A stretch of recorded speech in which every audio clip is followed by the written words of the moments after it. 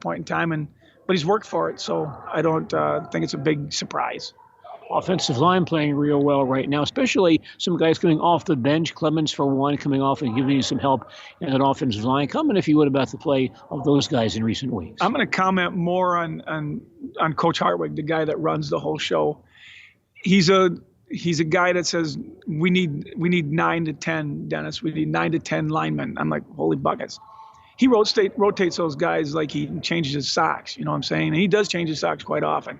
So, he's got different guys going in. They're all playing different spots. I mean, we have 3 centers, and I know we have 5 that can snap the ball. So those are cool things. And when we have a guard that gets a little tired, you look at that Sebi last week, Sebastian Grant Corvus, and I don't know if he had too many more plays left in him to give 100%. I mean, that's a kid that he's the consummate worker of our offensive line. And the other guys are working really hard too, but Sebastian worked his butt off all year and really got himself ready to play. And I don't think he was in shape like that last year, or to be in shape like he is right now last year. He wasn't. And the guy just played his heart out last week. And they know that they can't quit. And I talk about, you got to get to the edge, and a lot of you guys haven't been to the edge yet to look over the other side and see where you got to get to be a championship team. And, I told him that last week, you got pretty close this week. Coming back at halftime and winning a football game, they got pretty close to see how hard they have to work. And Sebi would be a great example of how hard you have to work last week to beat a real good football team. And we did. So hopefully that carries over for us. Appleton West, the opposition this week, fill us in on this ball game on Friday night. Again, a very scrappy team. They haven't won any games yet this year, but they've always been in them. There's a couple of blowouts. I guess I probably fibbed about that a little bit, but they're a movement-oriented team on defense, and they can cause a lot of people a lot of trouble. They have a really talented running back. They do play some guys both ways, which is different than us. I mean, so that's in our mind, that gives us maybe an advantage. There's no advantages really that you can get from anything, but I think we match up well with them. They're a team a lot like us.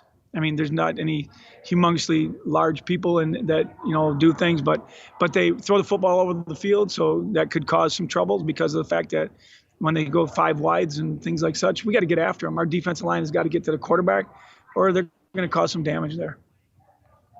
Marshfield Tiger football coach Denny Gadel. Tigers facing Appleton West in a VFA contest here at Hiding Stadium in Marshfield this evening. Our coverage of Tiger football tonight on WOSQ, brought to us in part by the Sports Den of Marshfield, and Country Farm Credit Services, and Edward Jones Investments of Marshfield. And more of our pregame report from Hiding Stadium following these messages. Autumn. The year's last. You know better when you see it. All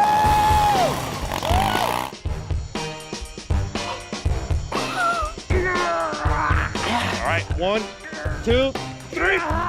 But sometimes it's a little harder to tell what better looks like, and you could use a little help. Thanks, Mom. Security Health Plan. Everything you need in a health plan. Everything you'd expect from a good neighbor. What Heartland Farms is a large potato and vegetable operation. Who Heartland Farms is a group of hardworking, dedicated people who have a common vision. Heartland Farms is an accumulation of individuals who came from family farm backgrounds, grew up on family farms, and now have come together as one larger team to own and manage a much larger farm enterprise. Marshfield Tigers in first place at 3-0. Wausau West, Wisconsin Rapids, and DC Everest all 2-1. Stevens Point, Hortonville, and Appleton West are 1-2. Wausau East, which is forfeiting its conference schedule this year, is 0-3. The other football games involving VFA schools tonight: Wisconsin Rapids at DC Everest, and Wausau West is at Stevens Point. Hortonville plays a non-conference game tonight at Brookfield East. This game between Marshfield and Appleton West is the 5th game in the series, which began in 2017 when the two teams were placed into the Valley Football Association. Appleton West won the ball game that first year, 27-16. Marshfield then won in 2018, 35-6. In 2019, Appleton West won a thriller, 20-19. The two teams did not play in 2020, as West played a spring football schedule that year. And last season, Marshfield won at Appleton West 21-0, tying the series at 2 wins apiece. By the way, stay with us at halftime this evening. Our special guest is the head volleyball coach at Athens High School, Tennille Hartwig, whose team is ranked number 1 in the state in the latest Division IV volleyball rankings. That's Tennille Hartwig joining us at halftime this evening. That is our pregame report for this evening. Please stay with us. Marshfield Tiger football is up next on Sports Radio 92.3 FM, WOSQ, and WOSQFM.com.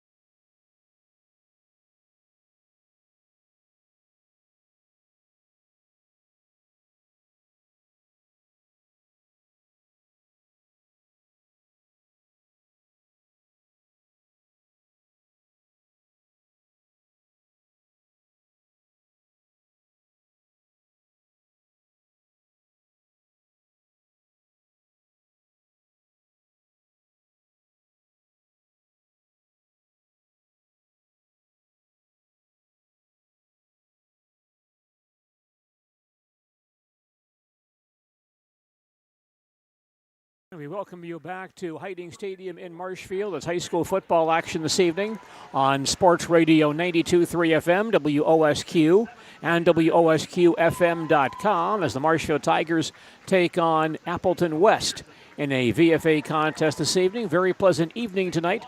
Good night for football here in the fall. It's a bit cloudy out there. Currently 54 degrees here in central Wisconsin as we get set for football tonight between Marshfield and Appleton West. As we mentioned, Appleton West comes in with a record of 1 win and 4 losses. They won their opener this year against the Manitowoc Ball Club. They've since lost 4 consecutive ball games, and their roster a bit depleted, only about 35 guys in uniform for the Appleton West Ball Club tonight. Marshfield introducing its seniors right now. They have 31 seniors out there, so their senior class is close to being a bit larger than the entire Appleton West Ball Club.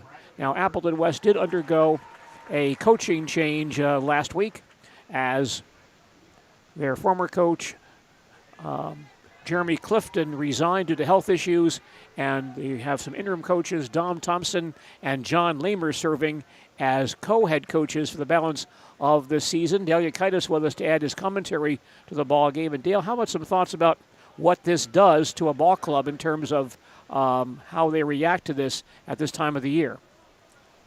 Well, first of all, the guy that was the head coach and resigned was also their offensive coordinator. Now it's hard to know. I don't know the coaches from this Appleton school, or I don't know much about their background.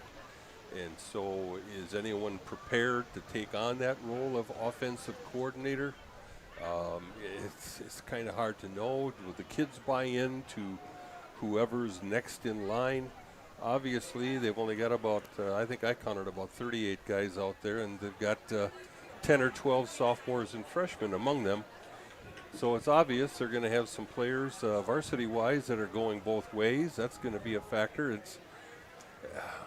We talked about culture last week with Wausau West against Marshfield, and I said one of the reasons that Marshfield won last week was the history, the heritage they've developed over the last 15 years or so, and that Marshfield is a don't-give-up program. They feel they can score from anywhere on the field. West has a very good team, excellent team, but they just haven't done it yet. They haven't been to the top of the mountain yet. So We're ready for a kickoff here, Gene, so let's start this one off tonight. Braxton Kurth kicking off for the Marshfield Tigers. Ezra Brown and Ben Volevsky back in deep safety for Appleton West. Here's the kick, a long end-over end kick. And Brown back at the 2-yard line. Reverse. Gives to Volevsky, coming to the near sideline across the 15, reversing his field near the 20-yard line, pulled down right there. Yeah, Volevsky, I understand, is their leading rusher, pretty good runner. Their quarterback, this Ryder Hoffman, likes to throw the ball. We'll probably see the ball in the air a lot tonight for Wausau. I'm sorry, I'm stuck on last week's game. For Appleton West, excuse me. Appleton comes out. Their quarterback, Ryder Hoffman. 1st and 10 for Appleton West at their own 20-yard line. Hoffman in a pistol formation. Volevsky behind him. Takes the snap. Hands to Volevsky, looking for a hole. Straight ahead for about 3 yards. And dropped there by several Tiger defenders. Spencer in on that stop, along with 1 or 2 other Marshfield ball players in on that stop for Marshfield. Volevsky gains about 3 on the play. I'm sure West comes in here with the idea. They've scouted Marshfield, and people have run the ball against Marshfield, so I'm sure that's something they will try, especially with 2 backs in the backfield besides the quarterback. 2nd and 7 for Appleton West at their own 23. And here's the handoff to the up man in the offensive backfield. That's Kyle Meyer straight ahead for about a yard, maybe a yard and a half. That's about it. Meyer with only his 2nd attempt of the year, running out of fullback spot. Those first 2 plays, Marshfield defense has stood up the offensive line for Appleton and really stalemated them. No push from Appleton. There's a 3rd and about 6 for Appleton West at their own 24-yard line. Volevsky in the backfield next to the quarterback, Hoffman, who's in the pistol formation. Hoffman takes the snap, comes to the near sideline. The ball is caught on the near sideline by Matthew Vanderputten. He's brought down as he crossed the 25-yard line. Short gain. Evan Pritch there on the stop at about the 27. Gain of 4 on the play. It'll be 3 and out for Appleton West.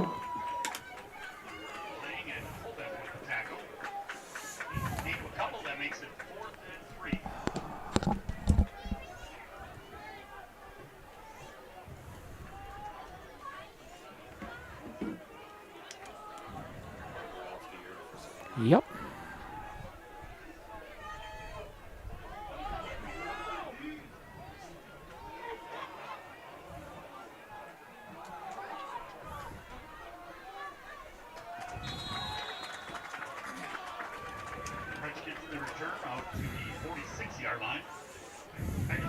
At the Granite Shop, we take great pride in what we do. We offer high-quality natural stone granite as well as a huge selection of man-made stone. With full slabs as well as a variety of partial remnants, you'll have no problem finding the stone that was meant for you. Our high-end, high-quality granite, quartz, and marble is perfect for any kitchen, bathroom, or remodel need. We are locally owned and operated on County Road C near Stratford. We service all of Wisconsin.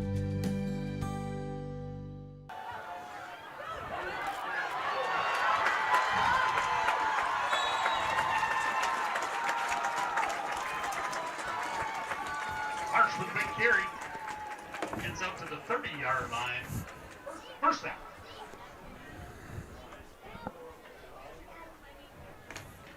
Brown made the stop.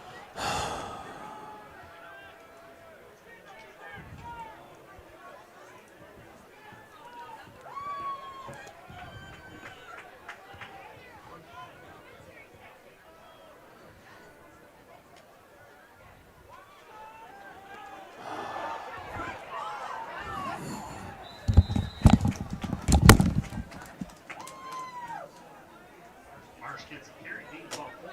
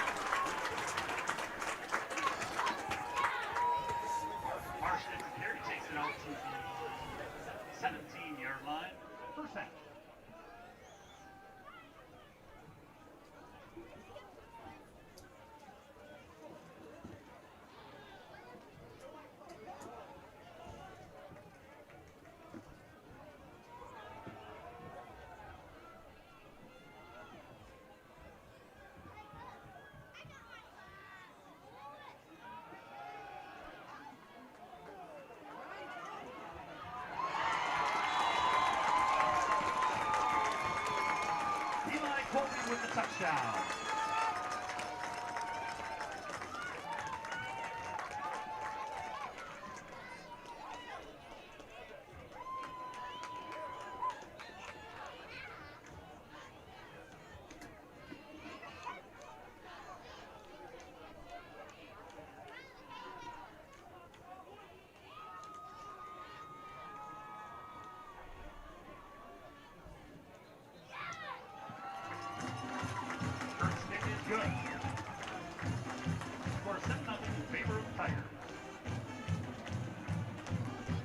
I had an employee at once ask me to prioritize family, faith, and business, and I put them in that order in particular. For each one of our employees, it's family first. You do what is best for you and your family. Then the rest of it will take care of itself. It's about making sure you make the best decisions for you and your family.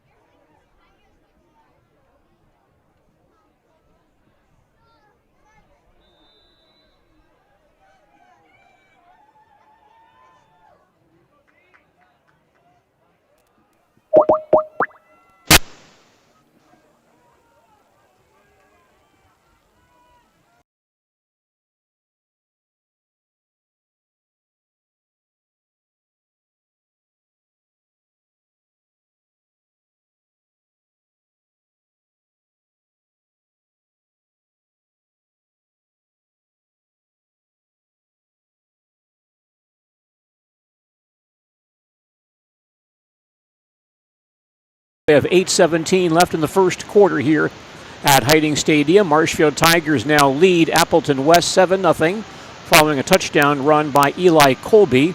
Appleton West has the ball back on their own 30-yard line. 1st and 10. Hoffman coming near side, wants to throw, gets hit, spins away, throws on the run, and the ball is low, incomplete.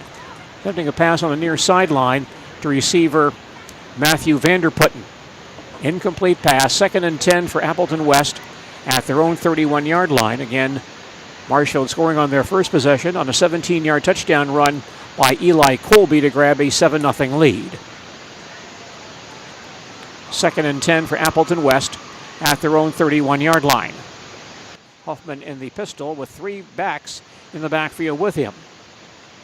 Takes the snap and keeps it to the near sideline, gets hit by Daggett, spins away, runs into his own man and gets hit at the 29-yard line, and a drop there by Adrian Kruger. He'll lose 2 yards on that play. You asked me before the game, Gene, what missing a head coach means, and this guy was also the offensive coordinator. You can just see the disruption on offense with the quarterback running into his own backs in the backfield there. The line is really not blocking well right now for Appleton. It's a 3rd and 12 for Appleton West at their own 29-yard line. 3 receivers on the near side. Huffman to pass, but the play is stopped because of a false start by Appleton West.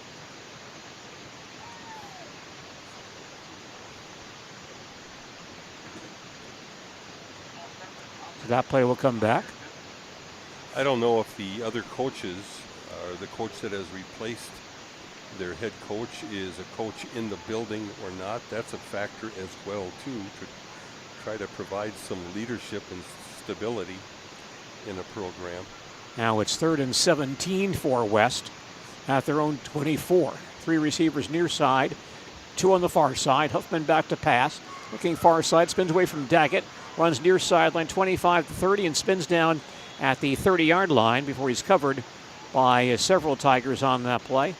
First guy there for Marshfield on that play is actually, looks like Joshua Schaefer. Hoffman has shown on the season that he's capable of running the football, but not for large numbers. I think he's got about 140 yards rushing coming into tonight, something like that. Appleton West now punting from their own 15-yard line. Kick is away. It's a floater on the far side. Pretch gets away. The ball rolls inside the 35 to the 30 to about the 28-yard line and stop there. Tiger football on their 28, 1st and 10, 6.5 remaining in the first quarter here at Hiding Stadium. Marshfield leads Appleton West 7-0. 49-yard punt, about 20 of that was roll after the kick towards the far side of the field, and Marshfield with one person back, it's kind of hard to expect him to chase that ball down and field it in the air. Marshfield offense back on the field. 1st and 10 Tigers at their own 28-yard line. Trevor Femmel at quarterback. He's now under center. Jeff Marsh, the tailback, behind him. And Trevor gives to Jeff to the near side with some room across the 25, 30. Gets outside, 40-yard line, 45 out of bounds near midfield. Jeff Marsh had some big runs on Marshfield's first possession, setting up that touchdown run by Eli Colby. And another fine run for Jeff on that play. He gets 22 yards out to midfield. Credit Brooks Hinson out here as a receiver for getting a stalemate block that allowed Marsh to get around the corner. 1st and 10 for the Tigers at the 50-yard line. Femmel back in the pistol. Colby blocking back on the far side. Marsh in the backfield. Femmel back to pass the football. Steps up, starts to run himself, but gets dragged down from behind by a defensive lineman for Appleton West. That play made by Cole Dornfeld, his 2nd sack of the year. And Femmel pulled down at the 49. He'll lose 1 yard on the play. Nice play by Appleton there, that Dornfeld making that tackle, grabbing the ankles of Femmel as he went by. Femmel had a lot of room out in front of him.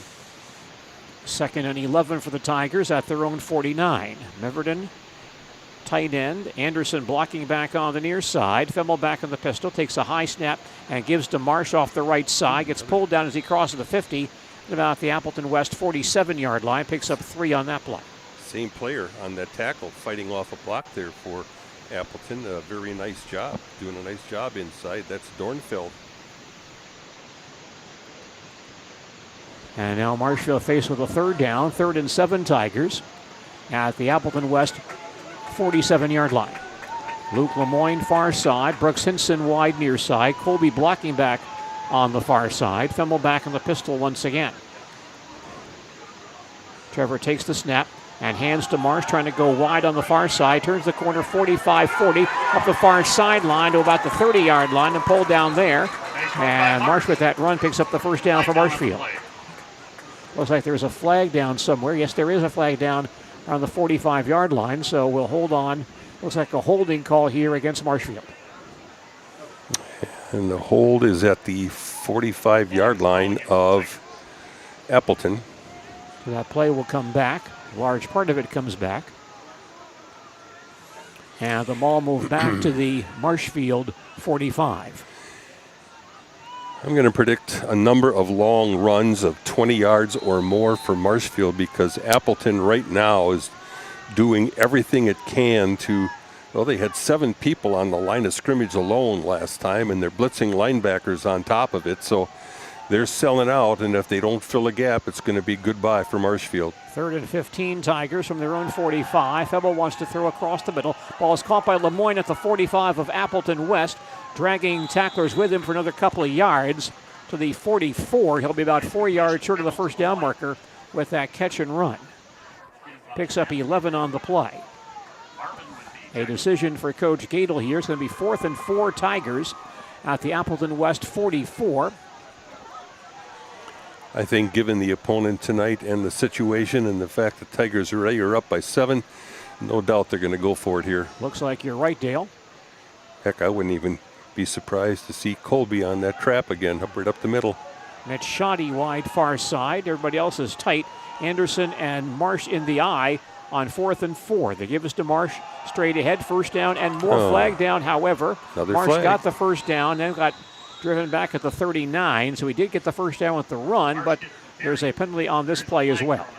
It's either going to be a hold on Marshfield or a face mask on Appleton. There's the hold. Holding on Marshfield once again. So Tigers are holding calls on successive plays.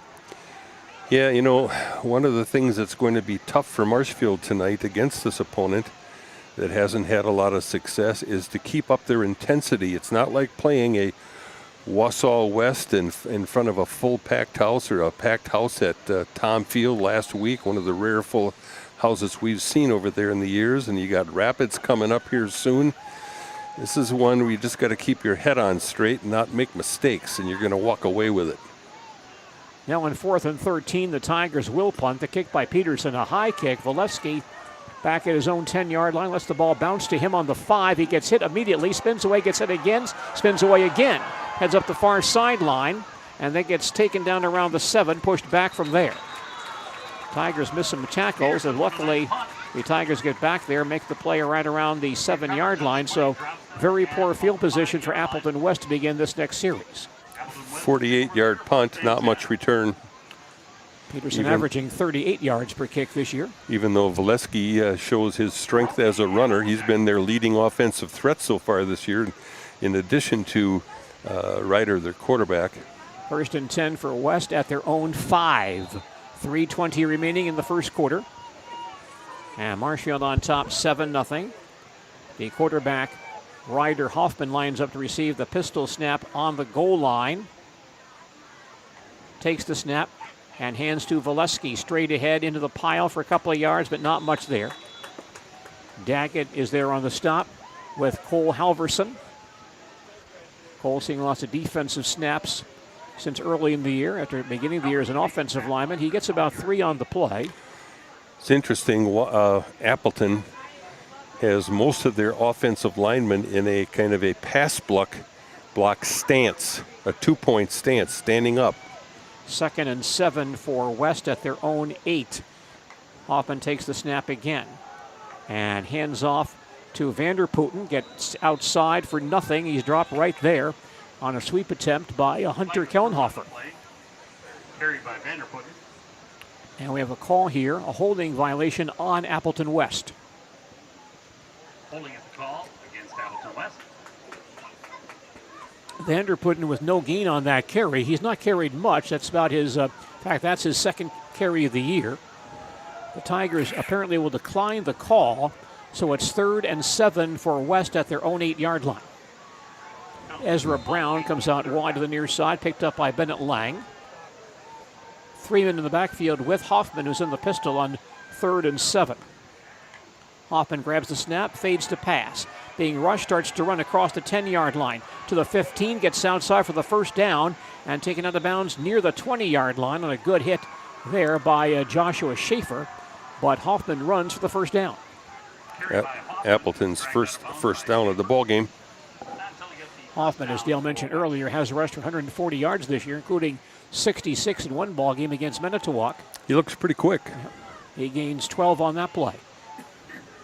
1st and 10 Tigers at their own, West at their own 20-yard line. Valesky gets the call on this play, gets outside to the 25-yard line, then dances back outside about the 28, and driven down there by Ben Deach, and looks like Spencer's there as well.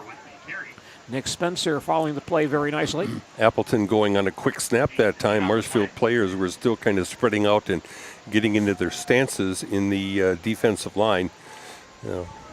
Appleton caught them a little bit with that quick snap. 8 more for Valesky. 2nd and 2 now for West at their own 28-yard line. Ezra Brown wide out near side, joined out here on the near sideline by Jared Marvin. Huffman in the pistol, Valesky next to him. Now they switch spots. Valesky takes the snap, and he runs himself into the pile for about a yard spins away and is driven back before he gets to the first down marker. He only gained about 1 yard on that play. Had a direct snap back to Valesky on that play, but only gains 1 yard. Gain of maybe 1 on the play. Give me 3rd and short. So 3rd down, 3rd and 1 for Appleton West at their own 29-yard line. This West drive began on their own 5. Hoffman back in the pistol, Valesky next to him. Brown comes out wide to the near side, 3 men bunched on the far side. Snap back to Huffman, back to pass. Steps up, starts to run to the far sideline, throws on the run, has a man wide open on that far sideline near the 50-yard line, makes the catch, then steps out of bounds. That's E.J. Holt, the tight end, his 16th catch of the year. Out of bounds at the West 48. That play gains 19 yards and gives West a first down. 19 yards on the pass play to E.J. Holt, who caught 3 passes last week against Marion Catholic Central. 1st and 10 West at their own 48-yard line. Tigers on top 7-0. Hoffman hands to Valesky in the pile across the 50 to about the Marshfield 46 and pulled down from behind there. They mark him down right on the 46, so he gains 6 yards on that play. 2nd and 4 for West at the Tiger 46. Clock moving, 25 seconds left in the first quarter. West sends 3 men to the far side, 2 more on the near side. On 2nd and 4, Hoffman back on the pistol, grabs the snap, throws far side, quick out pass to Ezra Brown up the far sideline, and he should have the first down, taken down right around the Marshfield 39. 7 more on that pass play, and a first down for Appleton West at the Tiger 39-yard line. See if they restart the clock. If they do so, that would likely end the quarter. 10 seconds on the clock right now, but West wants to run a play quickly. They send 3 men to the near sideline. 1st and 10, West at the Tiger 39. Clock running. Hoffman taking his time. Back on the pistol, gets the snap. Back to pass, throws deep along the far sideline for Potts, but the ball knocked away, incomplete. Well defended on that play by Marshfield's Evan Pretch. One-on-one with Potts along the far sideline, and that play will end the first quarter here at Hiding Stadium in Marshfield. Our score after 1 period is Appleton West 7. Our score after 1 period is Marshfield 7, Appleton West nothing. Back with the second quarter in just a moment. Central Wisconsin West. Central Wisconsin Glass is Central Wisconsin's choice for your next new or remodeled shower and bathroom. The experts at Central Wisconsin Glass will effortlessly guide you through the design and installation process. Have the elegant and modern shower and bathroom you've been looking for. Call Central Wisconsin Glass at 715-387-8010. That's 715-387-8010. And Central Wisconsin Glass on Facebook for your residential, commercial, and vehicle glass needs. Little Sprouts is now open in Rudolph with the same great childcare you know about in Auburndale. Here's Brooke Sievers to tell us about it. The community here in Rudolph has been extremely welcoming, and we're excited to serve here just like we do up in Auburndale. Part of the process is to help out the school districts and to help the children stay, their 4K children to stay close and get services right here. We serve here in Rudolph 1-year-olds up until 12-year-olds, and up in Auburndale we serve 6 weeks old until 12-year-olds. Our Auburndale pea pods, wiggle worms, busy bees, and fireflies welcome the Rudolph sweet potatoes, lovely ladybugs, and beautiful butterflies. Contact Little Sprouts Learning Garden on Facebook today. Next to him to receiver's far side, 2 on the near side.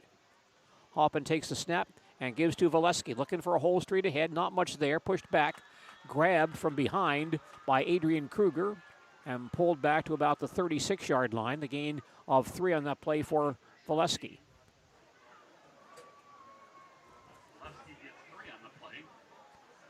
Third down now for Appleton West, 3rd and about 7, just shy of the Tiger 35-yard line. 2 receivers on either side for Appleton West. Valesky standing next to Hoffman, who's in that pistol formation. Tigers have 4 down linemen here. Hoffman takes the snap and looks to throw to the near sideline. A quick out to Vanderputten, who's grabbed around the 32-yard line, driven down there, short of the first down. That pass play gains about 4 yards and leaves West with a 4th and 3 at the Tiger 31. It's interesting tonight, too, Gene, is that Appleton has been moving Vanderputten into the backfield at times and then taking Valesky out. Possession play here, 4th and 3 for West at the Tiger 31-yard line. Hoffman in the pistol, takes the snap, back to pass, being blitzed, throws out to the far sideline. Flags go down. He throws along the far sideline, into the sideline, incomplete.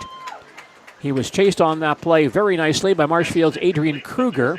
A flag down on the play. So we'll see what the call is. If that's a holding call, that would give the ball back to Marshfield on downs. Holding against Appleton West is the call. It's declined, and so Marshfield will get the ball back on downs. I think that's about the 5th holding call we've seen in this game tonight. Yeah, it's right. Interesting, not only in football, but in basketball, sometimes even in baseball, where you see some officiating crews seem to be a little bit more observant or sharp on certain types of calls. And, you know, you might go through a football game and see 1 or 2 holding calls, and we've had several here tonight. I'm sure they've all been there, but there are some officiating crews that just kind of ignore it. Tiger football from their own 31-yard line. They give to Jeff Marsh, getting outside nicely. Cuts back inside of the 35, maybe the 36, pulled down there after a gain of 5 yards. Kyle Meyer, the tackler on that play for Appleton West. I shouldn't say ignore the holding, but they kind of, they look at where the hold is and whether it really had an impact on the play, and sometimes they will let certain holding go if it doesn't seem to have much of an impact on the play. But tonight's crew, that seems to be a specialty. 2nd and 5 for Marshfield at their own 36. Femmel back in the pistol. Gives to Marsh again off the right side for the first down and more to the 45 to midfield. Fumble the ball, however. Ball is loose near midfield. Appleton West claims they have the ball. They're unpiling. No word as of yet. And now the official says yes, it is West football. Kyle Meyer on the fumble recovery. Kyle Meyer recovers the fumble for Appleton West, and Marshfield suffers its first turnover of the night. West gets the football back at their own 49-yard line. Marshfield has run 10 plays from offense, actually 11 if you want to count that last one. And they've had a couple called back from holding, and now there's a fumble. 1st and 10 West at their own 49. Tigers on top 7-0. Early second quarter. Hoffman back in the pistol. Grabs the snap and wants to run a quarterback draw and gets pulled down at the line of scrimmage by Kolbeck. He wound up running a quarterback draw. I'm not sure he wanted to do that, Dale. He was looking for a back to fake a handoff to, and it was like, the back that was supposed to fake to Valesky took off to the right in motion. There was nobody there. And as a quarterback, you're going, No, actually gained 1 yard on the play. 2nd and 9 for West at the Tiger 49-yard line. Valesky the tailback, Hoffman the quarterback in front of him. Wideouts on both sides. Valesky gets the handoff straight ahead, runs into several Tigers at the line of scrimmage and dropped right there. Vaughn Kolbeck makes a hit, and Valesky goes down for no gain on that play. Every week defensively, it takes teams on either side to kind of, some people would call it a feeling out process, but I'm just saying they kind of get used to the offense that the other team is running. Yeah, you scout them during the week. Yes, you watch video, but when you're a player down there in the trenches, sometimes it's just a matter of experiencing it firsthand right up front. Here's a 3rd and 9 for Appleton West, at the Tiger 49-yard line. Hoffman back in the pistol. Grabs the snap, back to pass. Being rushed by Daggett. Grabbed and thrown down by Daggett with one hand, and a flag goes down. We may have a horse collar here on Isaac as Hoffman goes down back at the West 44, and it's going to be a face mask call against Marshfield. What's interesting is Hoffman went back to pass that time, and just before he did, there was a Marshfield, I don't know if it was a linebacker or a defensive back, but sprinted to the outside to cover who I think was probably his intended receiver. And again, it was Hoffman went back there and he looked out the same direction and he realized, well, there's another defensive back there, and Daggett makes a nice play, but again, a mistake from Marshfield. And with the penalty yardage, the ball goes to the Marshfield 40, 1st and 10 Appleton West, 8:55 left in the first half. Tigers on top, 7-0. Hoffman back in the pistol formation. He'll pitch it near side to Valesky, trying to get outside, and steps out of bounds around the 37. Luckily, the Tigers might have that defensed pretty well, as a Marshfield man came up on the side, but could not get outside to make the play because of a block. Gain of about 3 for Valesky on that play. Valesky's a strong runner, strong lower body on him. Looks like he's got big, strong legs. So far, we haven't seen him in the open to know what kind of speed he has. 2nd and about 7 for Marshfield at the West, at the Marshfield 36. Valesky trying to get outside on this play. It's strung out, and Valesky goes down after a short gain, maybe 1 yard on the play. Valesky outside for about 1 to the 30-yard line. 35, rather. Here's a 3rd down for West, 3rd and 5 at the Tiger 35-yard line. West moving people around. Brown and Gowie both out wide far side. Vanderputten and Valesky in the backfield with the quarterback Hoffman. He takes the snap, back to pass, rolling to the far sideline. Directing some traffic, now stops and throws on the run. And in traffic, the ball is caught by Brown at the 15-yard line along the far sideline. Dropped right there. Ezra Brown gets loose in the secondary between defenders. Dropped at the Marshfield 13. He'll have the first down. Good job by Hoffman running out to his right. Evaded one tackler, kept sprinting, and then he motioned for his receiver, who was covered well down the far sideline. He's kind of motioning, okay, it's a typical scramble drill. Get down. Now the officials are having a long conversation. Oh, there's a flag way over here, Gene, just barely on the field at the 20-yard line. Oh, yes, so I don't know what that is. Well away from the play. Is that an ineligible receiver, it looks like? No. It's a sideline warning. He pointed both ways. What the heck is it? It could be an ineligible man for Appleton West and a sideline warning on Marshfield.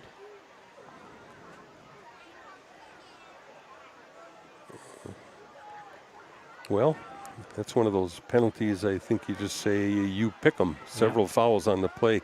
Even in last week's game, Marshfield did a great job of coming back to win that game against West, but I'm sure you would agree with me, both teams were far from good in terms of their execution many times last week. There were some turnovers, there were lots of penalties, lots of mistakes in the game.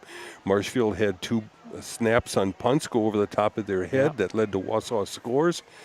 So I'm sure Coach Gadel is looking for that complete game as he goes through the season here, where mistakes do not hurt the team. Now, actually, they made a mistake there in that they let a man get open along the sideline on that scramble, but then there were, Appleton West made another mistake that brought them back. Well, Dale, the ball goes all the way back to the 50-yard line. It's 3rd and 20 for Appleton West from the 50 on that ineligible man downfield call. Hoffman back in the pistol. Gets the low snap, grabs it, back to pass, being rushed by Daggett, gets hit and taken down back at the 39. A combination sack by Daggett and Spencer. Isaac Daggett now with 6.5 sacks this year, Spencer with 3. So moments ago, Appleton West in scoring range, but the penalty and the sack put them back at their own 39-yard line. And it's 4th and 31 for Appleton West. Jared Marvin punting. Gets the kick away, a high kick. And Pretsch calls for a fair catch just inside the 25-yard line. If you've ever watched a slow pitch softball game and you've watched pitchers kind of arc the ball, not the unlimited ones, but the soft arc towards home plate, that's what the punt snaps look like right now for Appleton. Boy, I want to talk about that Wausau game. Yeah. For Appleton, and Marshfield has never been much as a team that goes for punt blocks, but boy, those snaps coming back to their punter has some serious hang time. 1st and 10 for Marshfield at their own 23. 7:03 left in the first half. Tigers on top 7-0. Trevor Femmel under center on this play. Gives to Mason Seidel straight ahead, runs into his own man and dropped at the line of scrimmage. Nothing for Mason on that play. Mason with a big night last week as he carried for 107 yards against Wausau West, but saw for no gain on his first carry of the night. Yeah, we've seen some nice plays by Cole Dornfield. There was another one there. He had some company that time, but he's really a disruptor in that defensive line.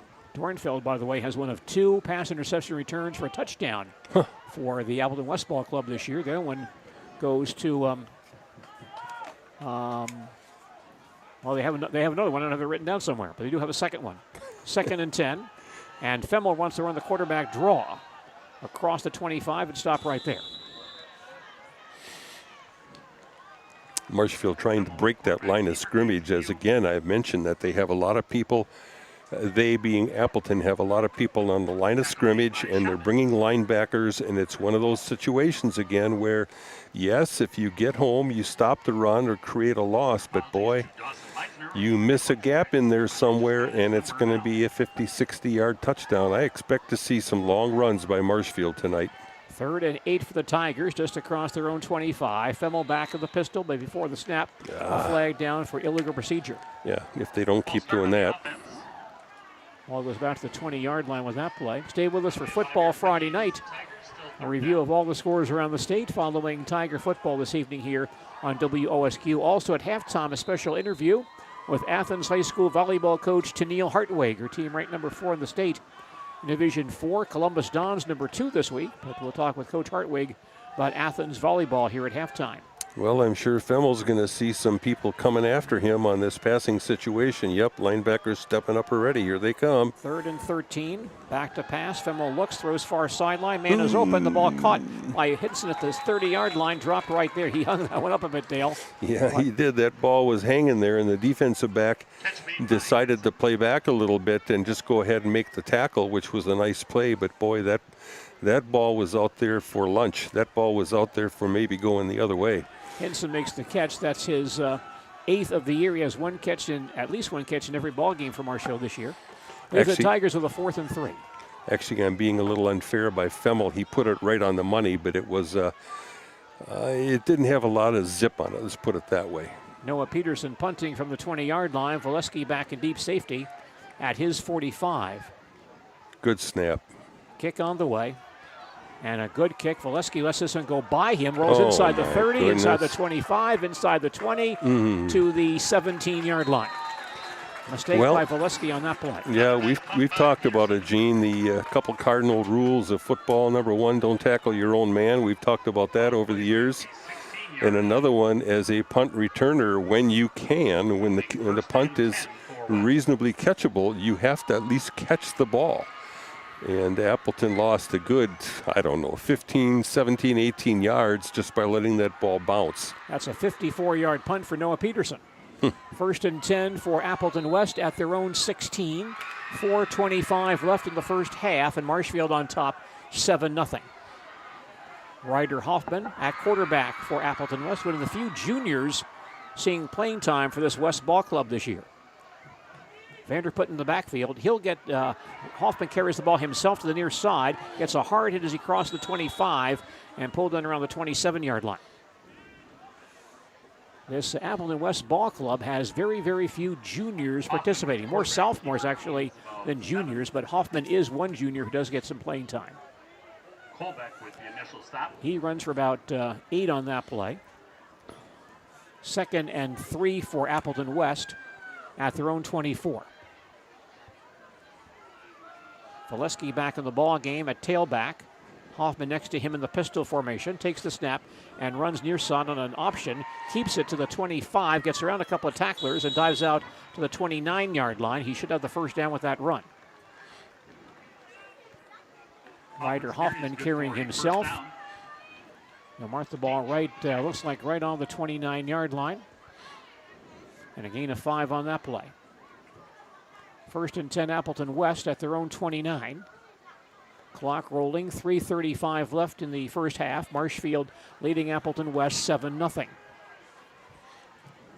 Rather quick moving first half tonight. Hoffman back in the pistol, Valesky next to him. Wide receivers on either side. Hoffman grabs the snap, pitches to Valesky to the near side. Cuts back inside of the 30, then grabbed at the 34 and driven down right there. Valesky gets the pitch. Gain of 5, stopped by Halverson.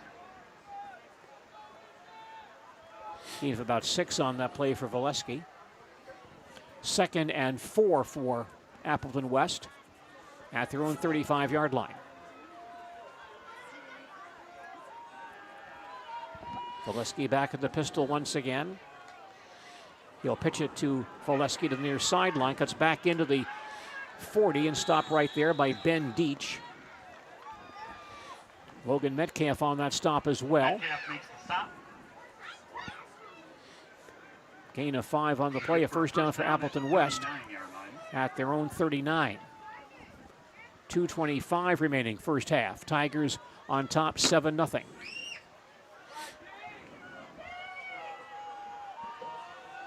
Tiger defense digging in once again. 4 down linemen with Hoffman back in the pistol. 3 men in the backfield with him on this play.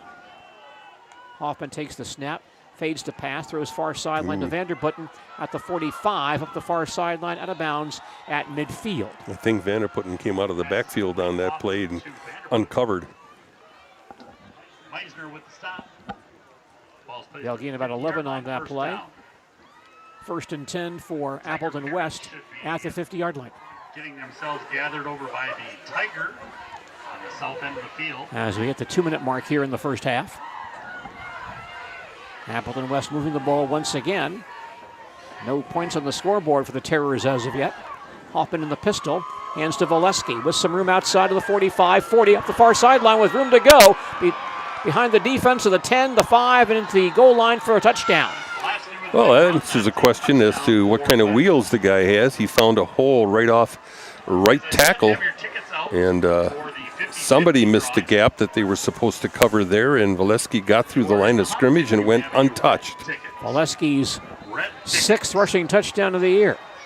$524 at stake. And that caps a 6-play, 84-yard scoring drive for Appleton West.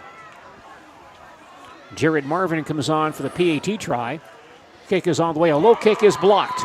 Kick is blocked, and so Marshfield maintains a 1-point lead. Clock is now stopped with 1:50 remaining in the first half, and our score is Marshfield 7, Appleton West 6. Back to Hiding Stadium and more football in just a moment. For over 50 years, the Dental Clinic of Marshfield has served the area with the talent and expertise of big city dentistry with a hometown feel. With our multi-specialty staff and board-certified periodontist, orthodontist, and pediatric dentist, Dental Clinic of Marshfield has solutions for our patients of all ages from 1 to 100. We take pride in being in-network with an array of insurance companies to meet the needs of our community and our patients. No matter what your dental need, the Dental Clinic of Marshfield will be there for you. I really got to understand what a nurse is. Do they focus on you? You know, do they make sure that you're comfortable? And, you know, that's what Shai has.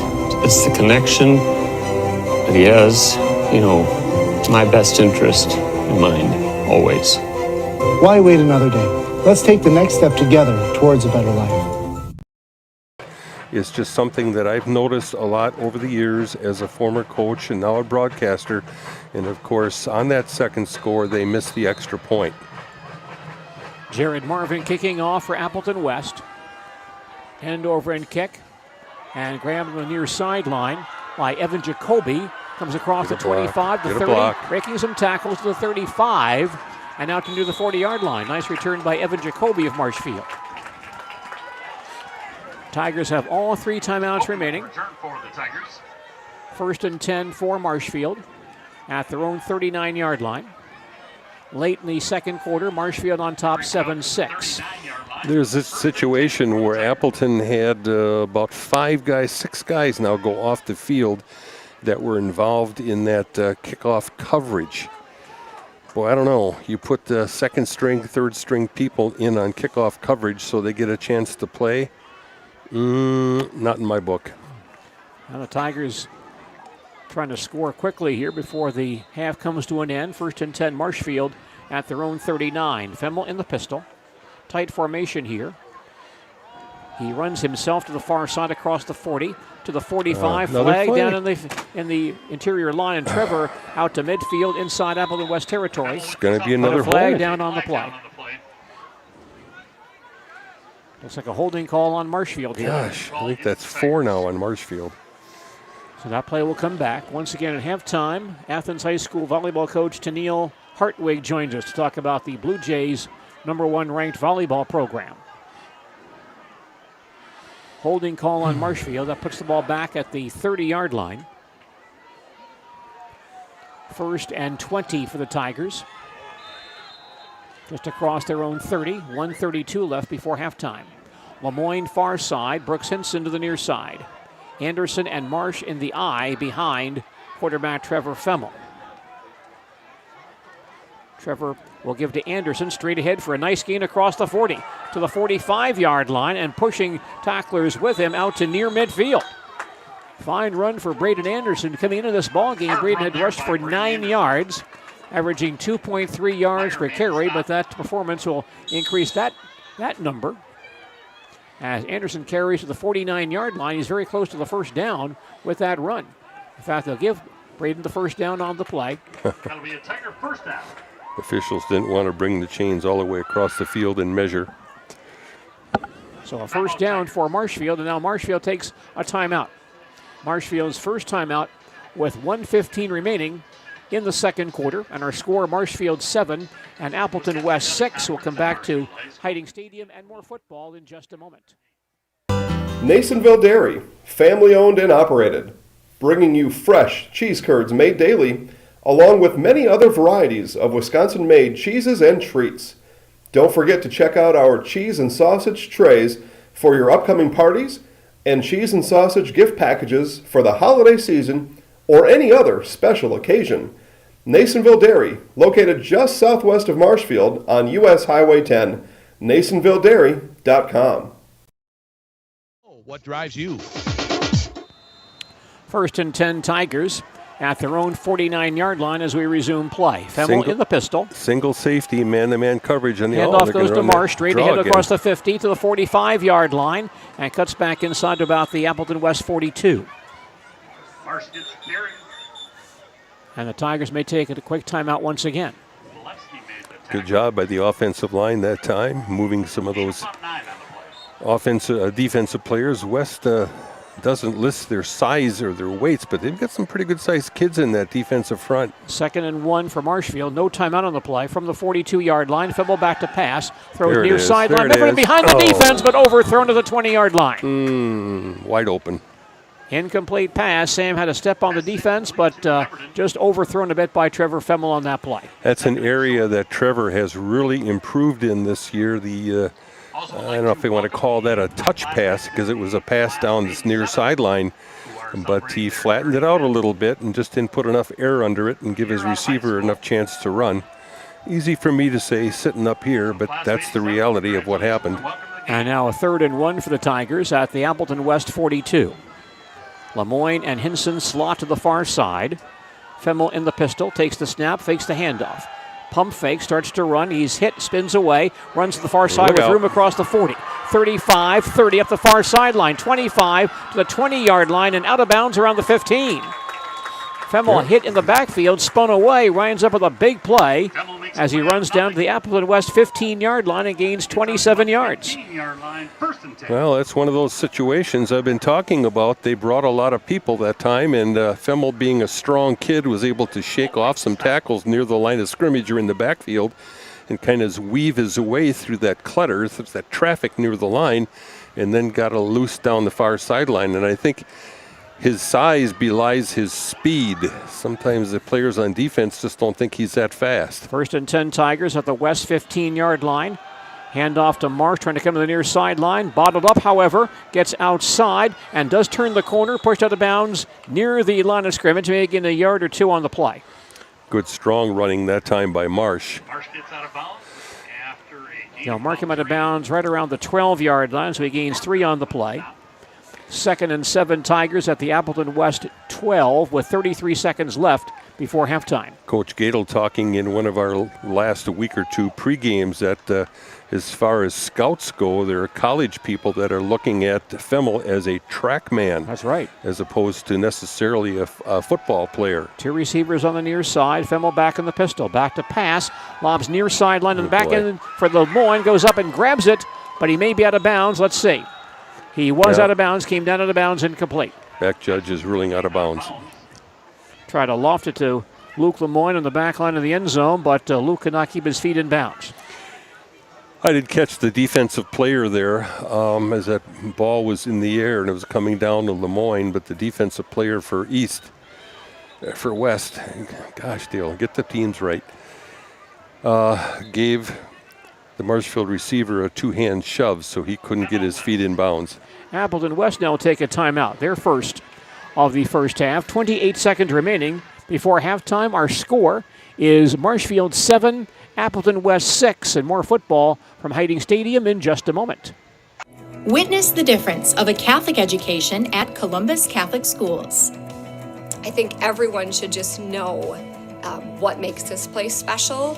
Come and see. That's just what the Lord always said, and put your toe in the water. There are great schools, and it's a good fit. I'd always want them to come and to just feel the goodness and the family atmosphere. I invite everyone just to come in and see what it's about and to see if it might be right for them and their family.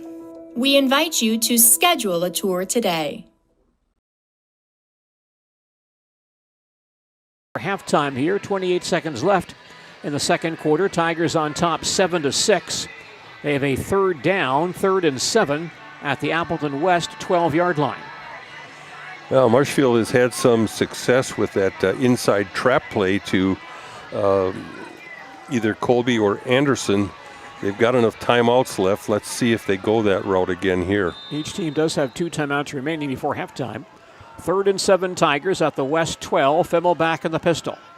Grabs the snap, looks to pass the football, throws across the middle, wide open, Meverden for the touchdown. Wow, Meverden on a slant play just got underneath all the defenders who were bailing quickly in what looked like a zone trying to protect the goal line, and Meverden wide open. 7-play, 61-yard scoring drive. Femmel's 7th passing touchdown this year, the 2nd to Sam Meverden. And the Tigers extend their lead. Braxton Kurth comes back in the ball game to attempt to kick the PAT. That score with just 24 seconds remaining before halftime, and there's a flag down on the snap. The reason I'm laughing is it's not funny, but the Appleton West players on their left side on the kick block or whatever you want to call the team, 2 of them just took off about 3 counts before the snap, and they were in the backfield. Goodness, way early. That may change Marshfield's strategy. Yeah. Now the ball goes to the 1-yard line, and the Tigers may go for 2. Sure, why not? Before they do that, Marshall takes a timeout. Tiger timeout, their 2nd in the first half. 24 seconds remaining in the second quarter. And Marshfield now leads Appleton West 13-6. Do want to mention some upcoming events here in Central Wisconsin sports. At Express Employment Professionals, we place people from all walks of life in all kinds of jobs.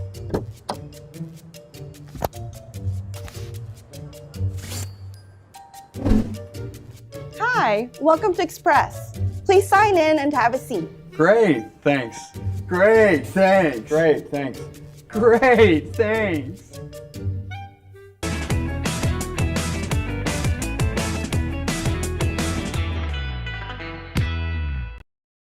Field will play Phillips.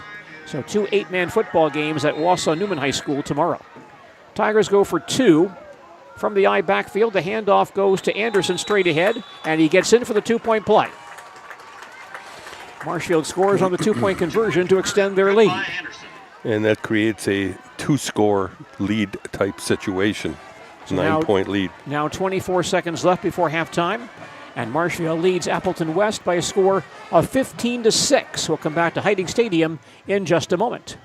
For years, our Stone Innovations customers told us they love our countertops, but only wanted to deal with one company for their entire kitchen project. Well, we've heard you. So now Stone Innovations can give you a brand new kitchen with the same high-quality products, selection, expertise we've been giving you for years. And now we can give you that brand new kitchen in just 1 week. After sitting down with our designers, picking out cabinets, countertops, and flooring, it will only take us 1 week to install everything. Stone Innovations, new kitchens in just 1 week.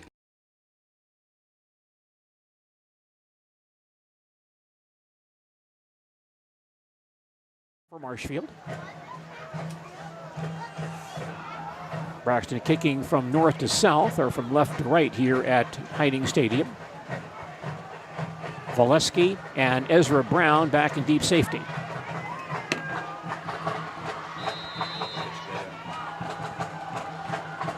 Kurth ready. And the kick, end over end kick, far side. And Brown drops the ball on the 15, hands back to Valesky. Trying to find a hole, gets hit at the 20-yard line and dropped right there. Vaughn Colbeck and Ben Deach, principal tacklers on that play. Appleton West has the football at their own 20 with just 18 seconds remaining before halftime. And Marshfield on top 15-6. Well, Appleton has a couple players that can show good speed here. Their quarterback, Hoffman, for one. Valesky, we've seen him get out in the open and run for 50. And I think this Vanderputten, this receiver / running back, oh boy, got a penalty on the play here too on top of it. Yeah, ball goes about to the 10-yard line. But what I'm saying is they have 3 players, possibly this E.J. Holt also out there, wide receiver. So just got to protect against the deep play here. Hoffman from the pistol. Lines up inside the 5-yard line. No backs with him in that backfield. Takes the snap. Fades to pass from the goal line. Being rushed. Now throws on the far sideline to Brown, who comes across the 10 to the 15, about the 17-yard line. And that stops the clock with 8 seconds remaining. And West will take a timeout here, I believe.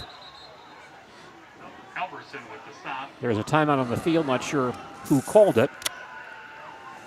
Well, it's a holding call on Appleton West. That's the play. Another holding.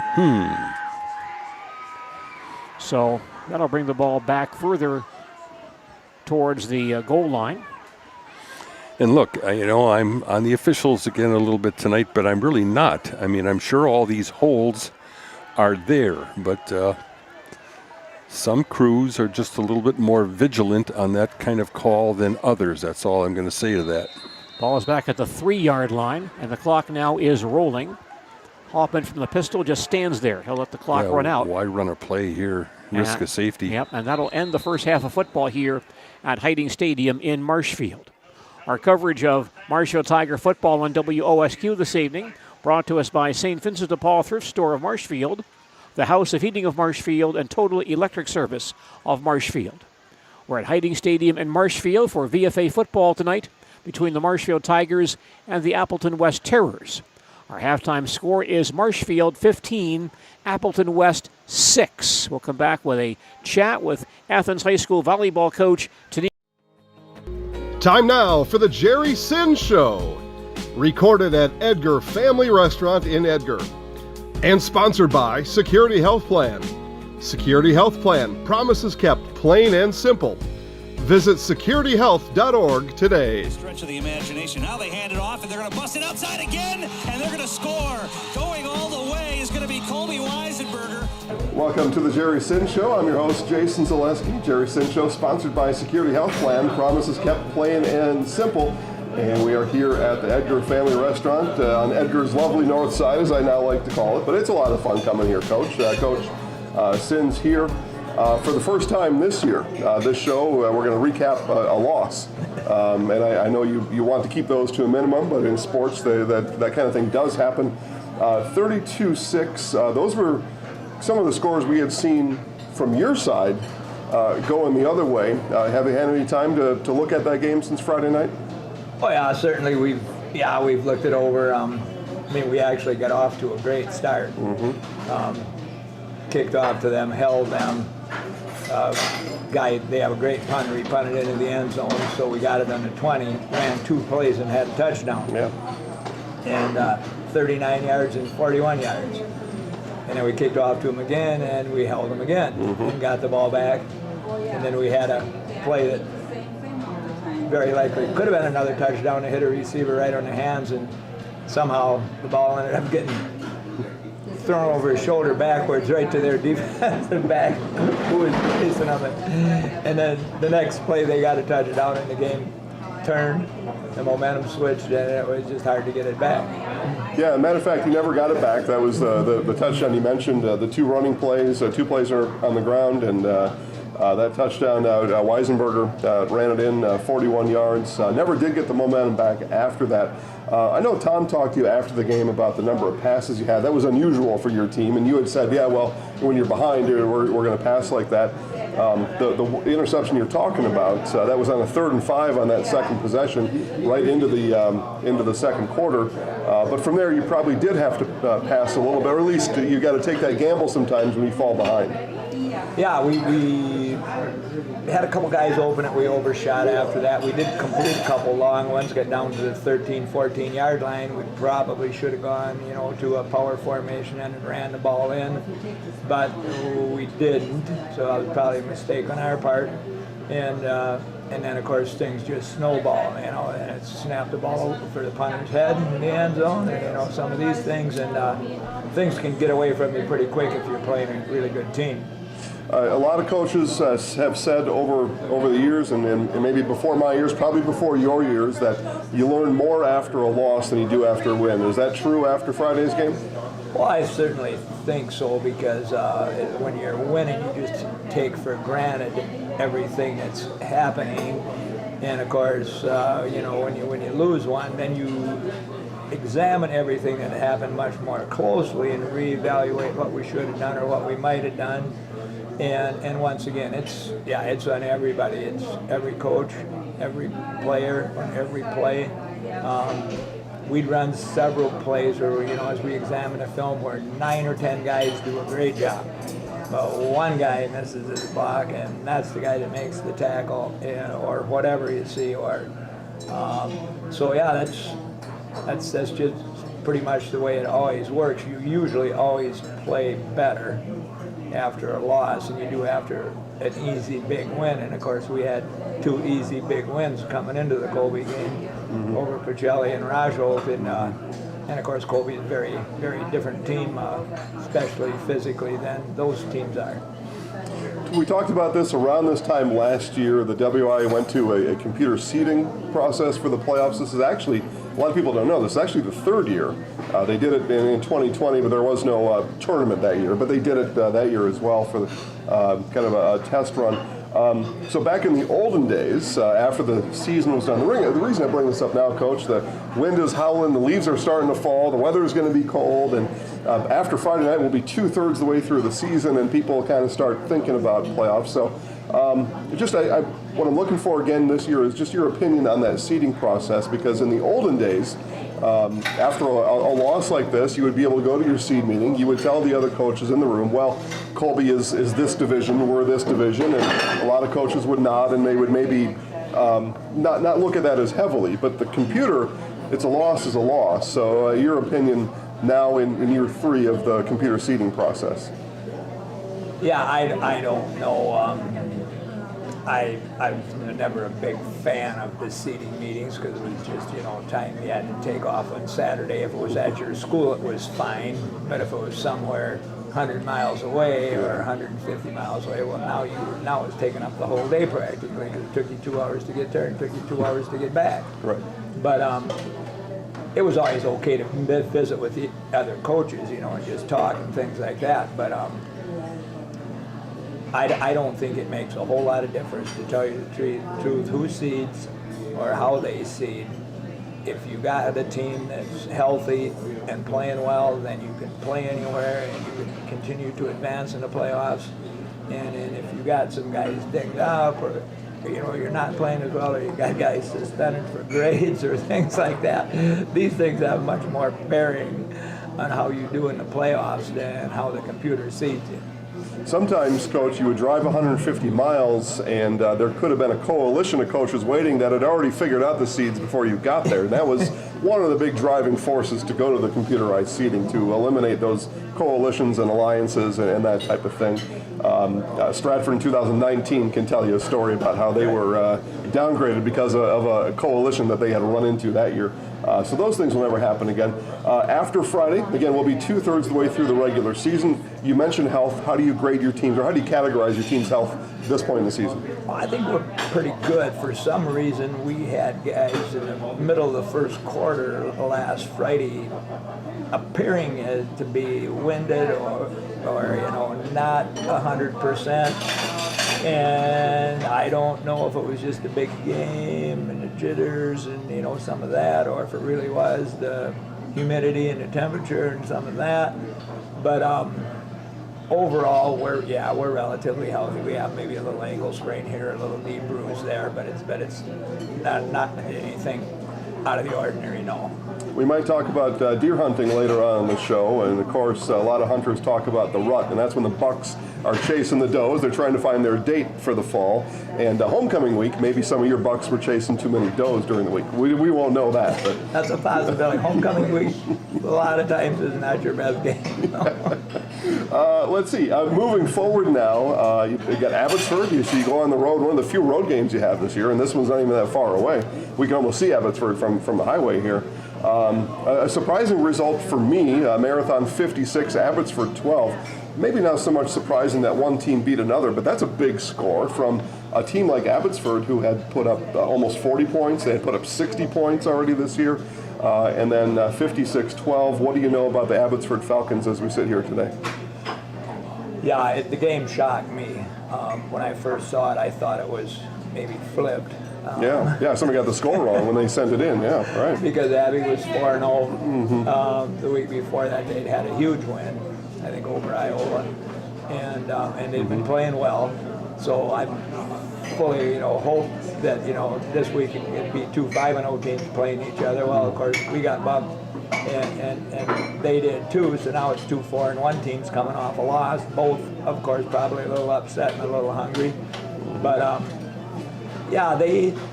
They have some very quick, small, shifty, fast kids, and then they have some really big guys. And I don't think they probably have less depth than we do. We don't have a lot of depth, but I think they probably have less. And but they play hard and so on. So obviously, we're going over there fully expecting them to be a little ticked off, just like our guys probably are. I would say, arguably, they've got the two fastest guys in the conference, Castillo and Fuentes, and that's a dangerous combo when you've got some beef on your offensive line and then some smaller, shiftier, fast guys that you may not get an eye on right away. So tackling is going to be at a premium on Friday night. How do you get your guys ready for more speed on Friday night?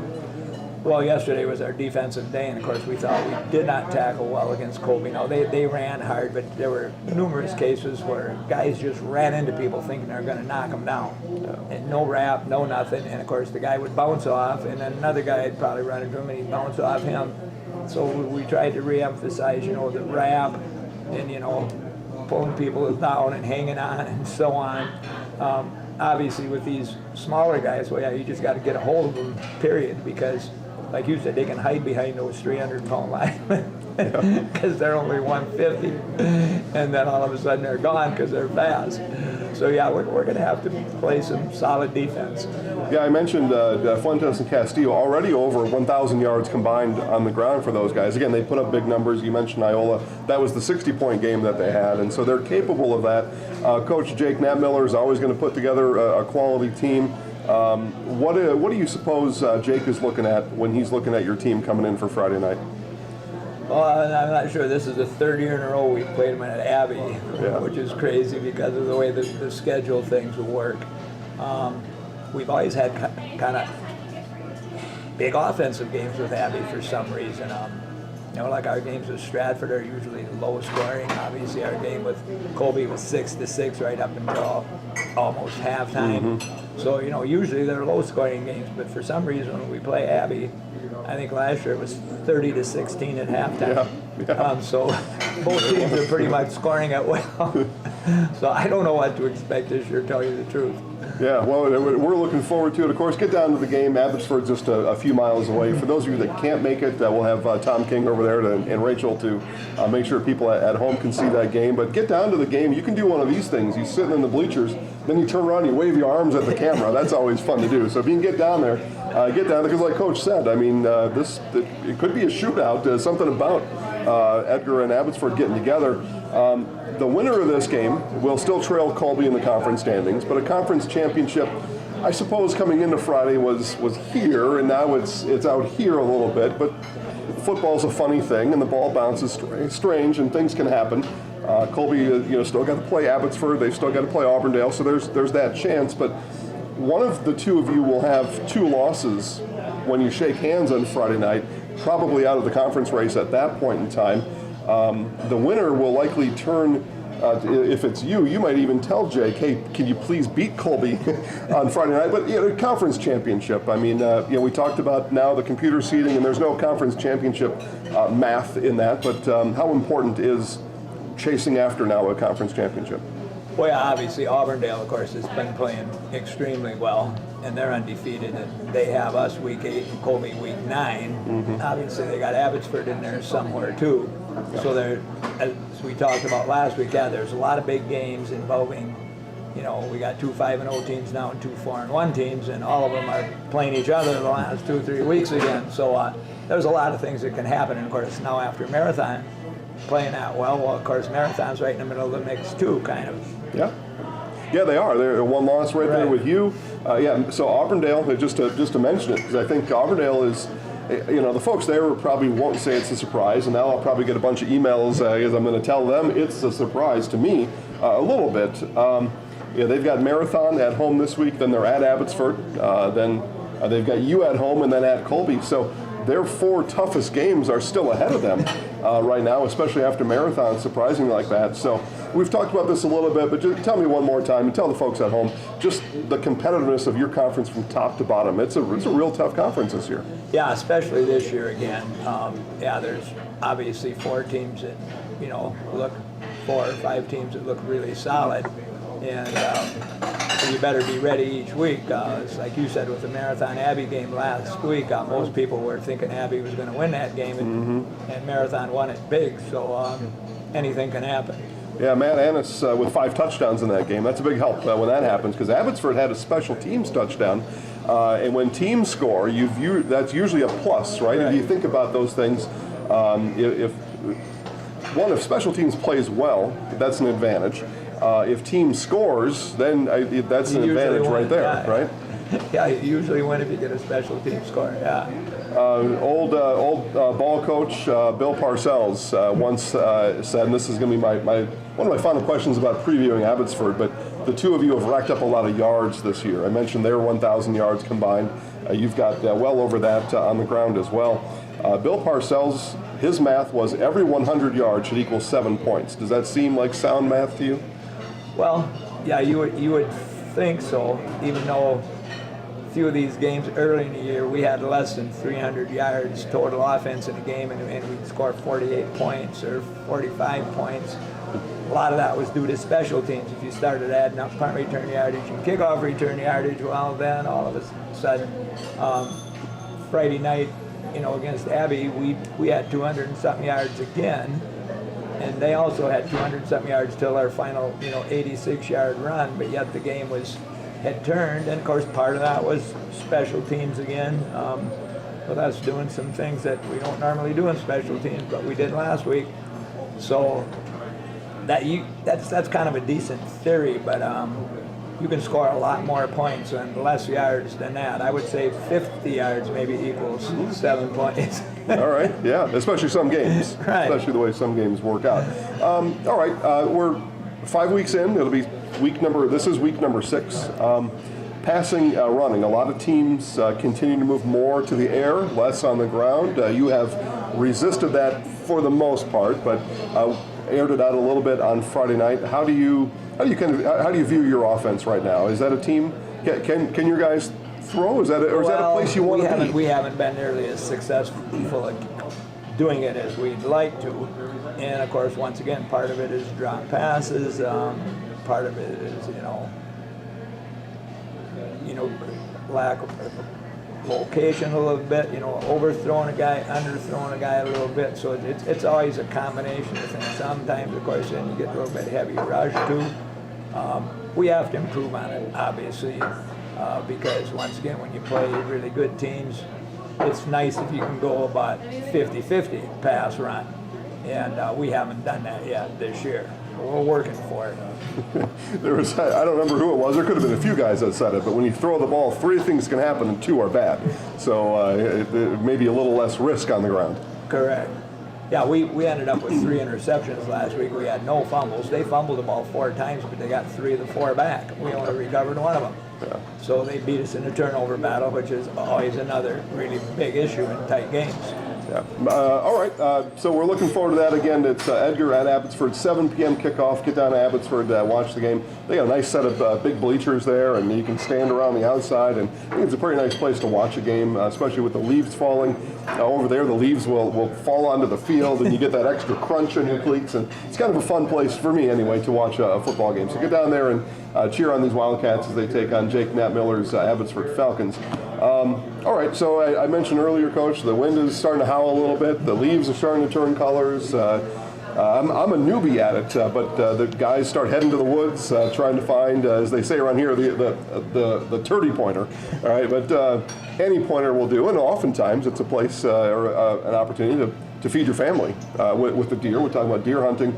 You were telling me a little bit beforehand, but recap for me your experience in deer hunting in Wisconsin. Well, yeah, like I said, I only did it when I was in high school. I hunted when I was like 14, 15, 16, and 17 probably for 4 years in a row. Shot a couple doe. I think I never did get a big buck. Froze to death, which I wasn't crazy about. And but since I started college when I was 18 with college football and stuff, I just never got around to it. As soon as I graduated from college, I was into coaching, and that always took up a guy's time. Of course, as soon as playoffs run clear into Thanksgiving week, right up to the week before Thanksgiving. All my brothers are big hunters, and they've all gotten big trophy bucks, and they're always encouraging me to hunt. And maybe one year I'll go with them. maybe just maybe keep it on the calendar, but put it in pencil. Don't put it in stone. Yeah, like I said, my first year I did the rifle hunting, and that was cold. And then I found out last year, my second year, that if you go during archery, which started on Saturday, that it's quite a bit warmer during the archery season if you can afford the time. And what that is waking up at 4:30 in the morning. So that's the sacrifice you have to make. But I know a lot of people are hunters, and they like to get out there and just maybe enjoy time in the outdoors. So if you did get that buck, or even a doe, whatever you have, send in a picture. We'll put it on our Facebook page for you and help celebrate deer hunting. It is a Wisconsin tradition after all. It certainly is. Yeah. All right, Coach. Well, good luck on Friday against Abbotsford. Thank you, Jason. All right. Again, kickoff 7 p.m. We'll have it live. Pregame show on Zaleski Sports starts at 6:50, but we expect to see you at the game. Thanks for watching. Have a good night, everybody.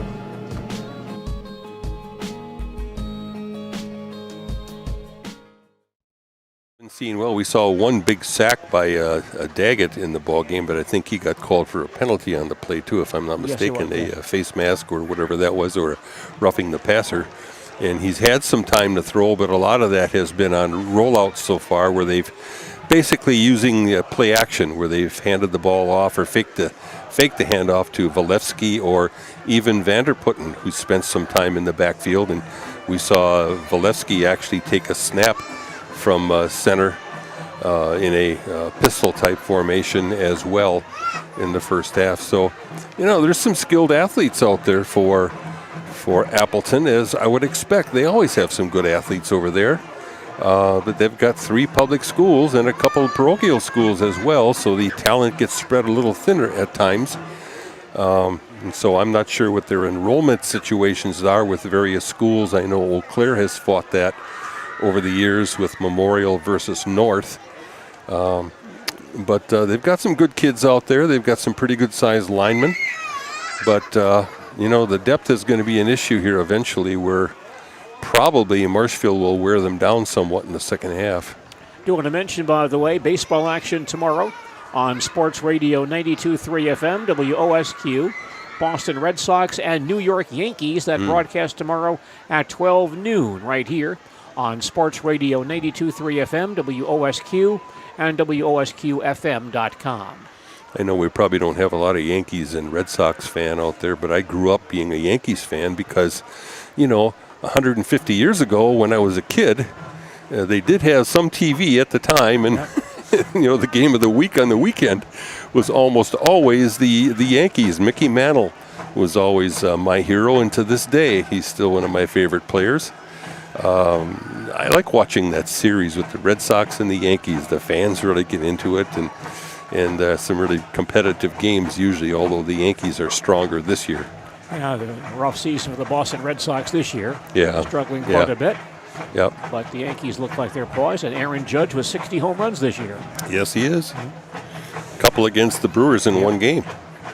Well, we're set to begin play here in the second half. Jared Marvin will kick off for Appleton West. Tigers send Evan Jacoby and Mason Seidel back in deep safety to the goalpost to our left. Kick is a line drive near side, and Jacoby grabs it on the 6-yard line, straight ahead to the 15, the 20, 25, across the 25 to the 30, and pulled down right there. Boy, that was close. That was close. A middle return for Marshfield with some cross blocking in there, and Jacoby almost got into the I guess I could call it second level. That was really close for going all the way, but a nice return. Tiger football on their own 31 as we start the second half. Marshfield on top 15-6. First and 10 Tigers on their own 31. Trevor Femmel playing quarterback. Jeff Marsh the tailback. Lemoyne split near side. Hinson flanked on the far side. Anderson the blocking back. Femmel takes a high snap, throws far side to Hinson for a quick pass for a short gain. Brooks makes the catch, then drilled at the 35-yard line for a gain of about 4 yards on that play. Hinson's second catch tonight and his 9th of the year. 2nd and 7 for the Tigers. 2nd and 6 Marshfield, just shy of their own 35-yard line. Quick pass, not much of a chance for Appleton to get to Femmel. Of course, we've mentioned that here it looks like they're coming again with a blitz. Oh boy, here comes about 7 people. Double wing. 2 receivers on the near side on 2nd and 7. Femmel grabs a high snap and gives to Marsh. Cuts back inside the 40, 45 up the far sideline to Appleton West territory and pull down inside the West 40-yard line.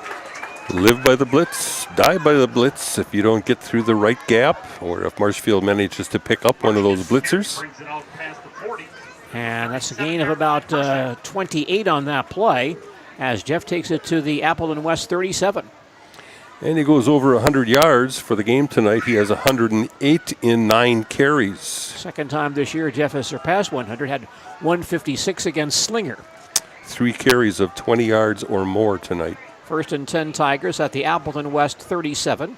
Tigers lead 15-6 early third quarter. I backfield. Marsh again off the left side for a short gain, then falls forward to about the 31, maybe the 32, but gets about 5 on that carry. Nice running by Jeff Marsh.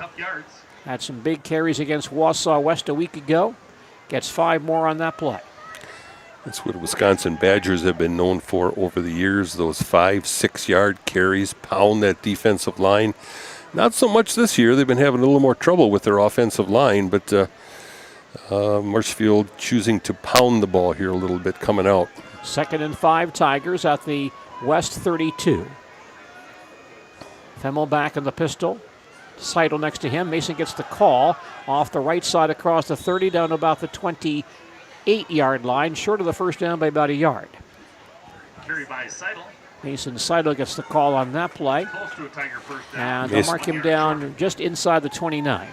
To me, Mason Seidel is the speedster or the motor scooter in this offensive backfield. You get him the ball and give him a little bit of a crease, and look out. And now a third down play for the Tigers. Third and less than 2 for Marshfield. At the West 29. Hinson near side. Lemoyne far side. Anderson and Marsh in the eye behind Femmel. Watch Seidel in a toss. Nope, straight up the gut. Seidel straight ahead, but he's pulled down from behind. Some good penetration by Dimitri Edmonds of Appleton West. And Seidel will lose a yard or 2 on that play. Good job by Dimitri Edmonds, who has now 5 tackles for loss for Appleton West this season. That play loses 2. It's a 4th and 4 for the Tigers at the West 31-yard line. Marshfield will go for it here. Lemoyne far side. Hinson tight on the near side with Colby as a blocking back. Seidel in the backfield next to Marsh. One-on-one coverage on the far side. High snap. Femmel back to pass the football. There it Throws is. Across the middle. High throw, but grab by Meverton between 2 defenders. He splits them and gets in the end zone for the touchdown. Nice grab. Pretty good throw, but an even better grab. Meverton between 2 defenders went up and got the football, then turned and got by both of those Appleton West ball players to the end zone for the score. Pretty good throw there by Femmel. Kept it high enough that Meverton could go up and get it in traffic. 6-play, 69-yard scoring drive, the second time Femmel. And Meverton connect on a TD pass tonight. Braxton Kurthon to attempt to kick the PAT. Adam Gilbertson the holder. Ball is on the way. Kick is up, and it is good. And the Tigers score on their first possession of the second half. 8:30 remaining in the third quarter. And our score now is Marshfield 22 and Appleton West 6. Back to Hiding Stadium in just a moment. Scotty's Pizza and Chicken of Marshfield has been voted Best Pizza in Marshfield 12 years in a row. With popular choices like broccoli bacon cheese, drunken chicken, or any of the 25 specialty pizzas, Scotty's is ready to earn your vote now at 715-384-8118. Choose Scotty's for pizza, chicken, subs, sandwiches, and more. Carry out, dine-in, and delivery. Scotty's Pizza and Chicken, 715-384-8118.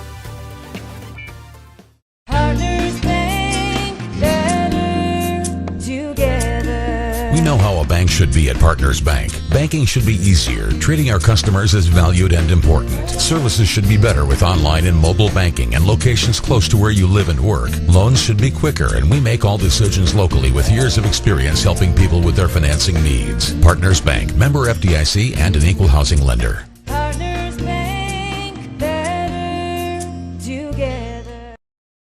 The far sideline still loose. The Tigers may have it. Looks like they do. That ball fumbled around and picked up by a Marshfield ball player. That may have been Dawson Meisner. Dawson Meisner was there, as was Evan Niehaus. It's Meisner on the recovery as Brown muffed it. The ball rolled up the field, was bobbled by several players, and Meisner recovers at the Appleton West 16-yard line. Well, you're Appleton West. You just give up a big play defensively. And those same defensive players now, after this turnover, are going to have to come out on the field. And, boy, it's going to take some sort of a leader over there on that defense to try to fire those kids up, because this series of events here can be very demoralizing. And a short field to work with. 1st and 10 Tigers at the West 16-yard line. Femmel in the pistol. Back to pass. Throws far sideline. Oh, my as God. Lemoyne there, wide open for the touchdown. Luke Lemoyne wide open for the touchdown catch, and the Tigers go up 28-6. Now, talk about that one-on-one coverage, and this is like picking apples off the tree, the low-hanging fruit right now. 1 play, 16-yard scoring drive. The Tigers score 2 touchdowns in a 12-second span, and now lead 28-6. Femmel with 3 touchdown passes in this ball game tonight. The PAT try by Kurth is on the way. It is up, and it is good. And so the Tigers score 2 touchdowns within 12 seconds to expand their lead. 8:18 remaining in the third quarter. Our score now, Marshfield 29, Appleton West 6. Back with more football in just a moment. R&R Flooring in Spencer is your place for the best in innovation and lowest pricing for your flooring project. New or remodel, tile, carpet, hardwood, ceramic, cork, you name it, R&R Flooring is ready for you today. R&R Flooring supports area programs like the broadcast you're watching and also supports area suppliers so you get great quality and pricing that fits your budget. Go to R&R Flooring today to see their showroom of flooring, furniture, mattresses, and custom-built showers. R&R Flooring in Spencer. FM 92.3 WOSQ, Spencer, Marshfield.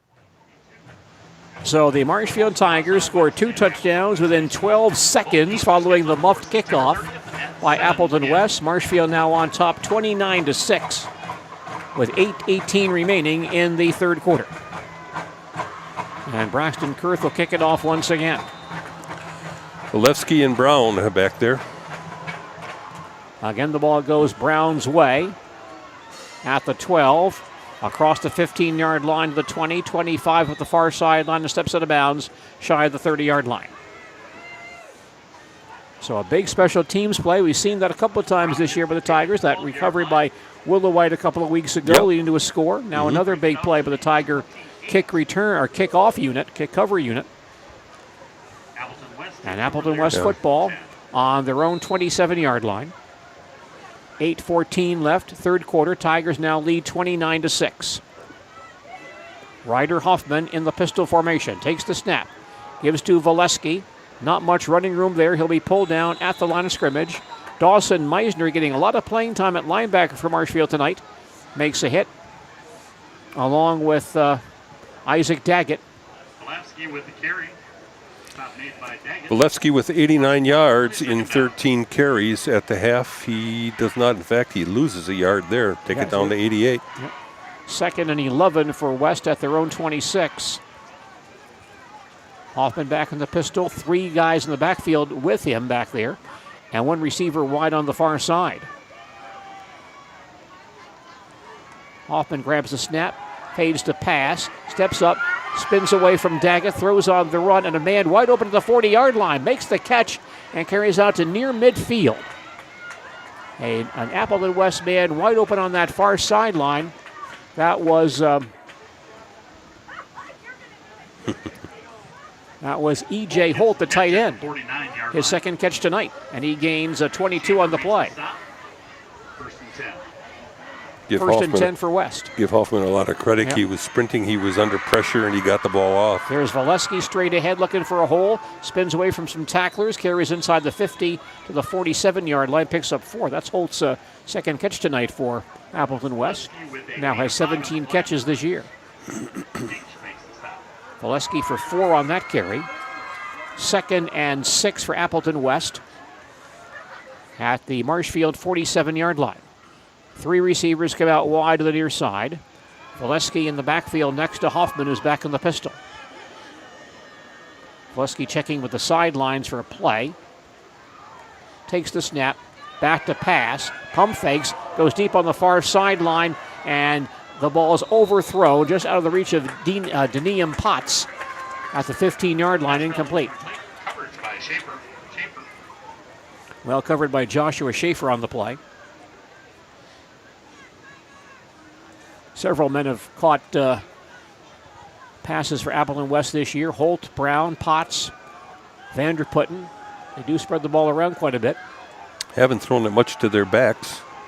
No, Walewski has 10 catches this year, but not tonight, I don't believe. 3rd and 6 for West at the Marshfield 47. And Hoffman himself to the outside of the 45-yard line. Deach grabs him and spins him down around the 41, close to the first down marker. Yeah, Hoffman's pretty quick. Nice job of faking the ball there. I don't know if that's a designed run or if it's one of those RPO plays they talk about, run-pass option, where you read the defensive end. But anyway, nice carry and first down. Gain 6 on the play. 1st and 10 for Appleton West at the Marshfield 41, 6.5 remaining in the third quarter. Tigers lead 29-6. Once again, Hoffman in the pistol, checking with Walewski, who lines up behind him as the tailback. Takes the snap, back to pass, rolls far side, throws on the run, to Vanderputten. Steps back inside to the 40 and grabbed down at the 37-yard line. Quick out to the receiver, Matthew Vanderputten. And that play gains only about 5 yards. Second and 5 for Appleton West at the Tiger 36. Hoffman's completed 6 passes now, but only 54 yards. Most of those have been of the short variety. He's got to get him off before the pass rush gets to him. Pass for 72 yards against Marion Catholic Central last week in Illinois school. 6 of 21 in that ball game. Second and 5 for Appleton West. Hoffman back in the pistol. Takes the snap. Back to pass. Being rushed. Now steps up and throws across the middle. Low throw. And a diving catch at the 28-yard line by Denium Potts. Hoffman's pass, good to Potts. Gain of 8 on that play. And a West first down at the Tiger 28. First catch by Potts tonight, I believe. West without the huddle here. Hoffman back in the pistol. Runs himself, gets hit by Daggett, and then gets hit by Deach and several other Tigers. He'll have no gain on that play. Tiger player down. Tigers read that well. There's a Marshfield man on his knees. Now getting up, that's Daggett. And comes off, looks like he's holding his wrist. Yeah, he was reaching for the tackle on that one, and sometimes you get that arm extended. He's either holding his wrist or he's got a shoulder problem, one or the other. Isaac, a key man on this Tiger defense, walking off the field. Second and 10 for Appleton West at the Marshfield 28. Hoffman stays in the pistol. Valesky next to him, wide outside either side. Tiger showing a possible blitz here. Colbeck at the line. Back to pass and throws to the far sideline. Man is there at the 25, dragged down right there. That's Vanderputten for a short gain. Dropped immediately by Dawson Meisner at the 23-yard line. Gain of 5 on that carry. Tackle made by Meisner. So a 3rd and 4 now for Appleton West at the Tiger 23. Holt wide far side, Brown near side, Potts inside Brown on 3rd and 5. Again, Hoffman back to pass, lobs far sideline looking for Holt in the end zone, goes up and tries to grab it, but he's out of bounds anyway. Came down with it, but out of bounds along the far sideline, incomplete. Hoffman's pass. Incomplete pass. Sets up a 4th down for Appleton West, 4th and 5 at the Tiger 23. That makes it 4th down. We presume the Terrors will go for it here. Down by 23 as we approach the latter stages of the 3rd quarter. Vanderputten coming out to the near side along with Potts. 3 receivers on the far side on 4th and 5. Empty backfield with Hoffman. He goes back to pass, being rushed by Colbeck, throws across the middle, and the ball is caught by Holt in the end zone for the touchdown. Boy, give Hoffman credit. He got drilled that time, but still managed to get the pass away, knowing he was going to eat it on that one. 23-yard touchdown pass between Hoffman and E.J. Holt. Holt's 3rd touchdown catch of the year. That's an 11-play, 73-yard scoring drive for Appleton West. And they now trail 29-12. I wasn't watching what was happening downfield there because I knew Hoffman was going to get drilled by 2 players, but give the kid a lot of credit. Appleton West will attempt the 2-point conversion here. Hoffman in the pistol formation.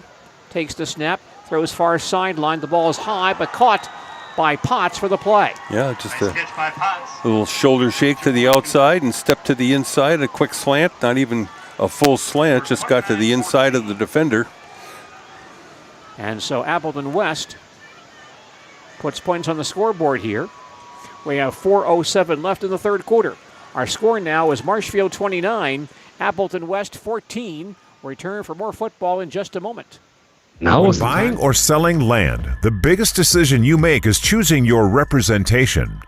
Whitetail Properties is the top real estate company for selling hunting land, recreational properties, and farms. Our nationwide network of sportsmen, farmers, and investors offers a great opportunity for you to capitalize on the true market value of your property. In Central Wisconsin, Brian Roosh is your local land specialist and is ready to help you get started on all of your property needs. At Nicolay Bank, we believe that our hometown communities are the backbone of what makes Wisconsin special. From Crivets to Manitowoc and Algoma to Grand Chute, you see a thriving community with Nicolay Bank working as a partner, acting not as a corporation, but a community. When we serve together with local entrepreneurs and leaders, great things happen. That is our guiding principle. A strong and successful hometown means a strong and successful Wisconsin. We are proud to be a part of that. Nicolay Bank. Real people, real conversations. 4 minutes left in the third quarter. Tigers now on top, 29-14. First and 10 Marshfield at their own 30. And October 1st. This year's inductees are Joan Jansen Traxler, Kurt Bozen, and Jamie Jurgensen Ludwig. Plans are being made to honor our Tiger offense back on the field. Trevor Fimmel at quarterback. Jeff Marsh is the tailback. Luke Lemoyne and Brooks Hinson the wideouts. Now Brooks goes in motion to the far side. Braden Anderson at fullback on this play. Fimmel takes the snap and gives to Marsh. Steps back inside across the 35 to the 36 and pulled down right there. Marsh gets a carry and gains Grabbed again by Cole Dornfeld of Appleton West, who's made a lot of big plays for West tonight. Yep, good player. Marvin with the stop. 6 yards for Jeff Marsh. 2nd and 4 Tigers at their own 36. Lemoyne far side, Hinson near side. Colby comes in to play the blocking back spot, along with Kyler Bry, who's now in the ballgame at tight end. They shift into an I formation on 2nd and 4. Fimmel gives to Colby, straight ahead, has a seam across the 40, protecting the football, now stopped at the 42. He's got the first down. Yes, he does. First down run for Eli Colby, picks up 6 on that play. Colby gets the carry, gains about 7. Eli had a 17-yard touchdown run earlier tonight, his 4th touchdown run of the year. Dornfeld made the stop. A first down for Marshfield at their own 42. 3:10 left in the third quarter, and Marshfield leading this game 29-14. Hinson and Lemoyne both wide on the far side. Anderson blocking back. Lines up as a wing on the far side. Fimmel in the pistol, takes the snap, and stands it straight ahead across the 50-yard line into West territory for the first down. And we have another flag. Thrown back towards the line of scrimmage. Holding call against against Marshfield here. That play will come back.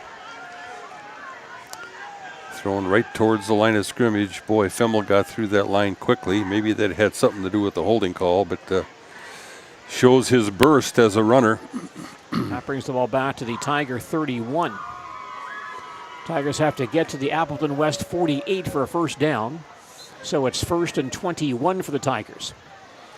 Well, if they can protect Fimmel, he's got receivers that can go down and beat this defense. Lemoyne far side, and we got a procedure. Yeah, there's a bad snap here. All players took off, and the snap was not made. So a procedure call now on Marshfield brings the ball back to the 26. Still first down. It's now 1st and 26 for the Tigers.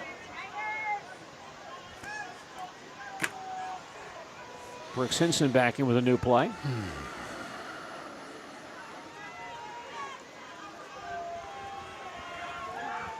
Tigers line up. Lemoyne far side. Hinson the slot man on the far side. Fimmel back in the pistol.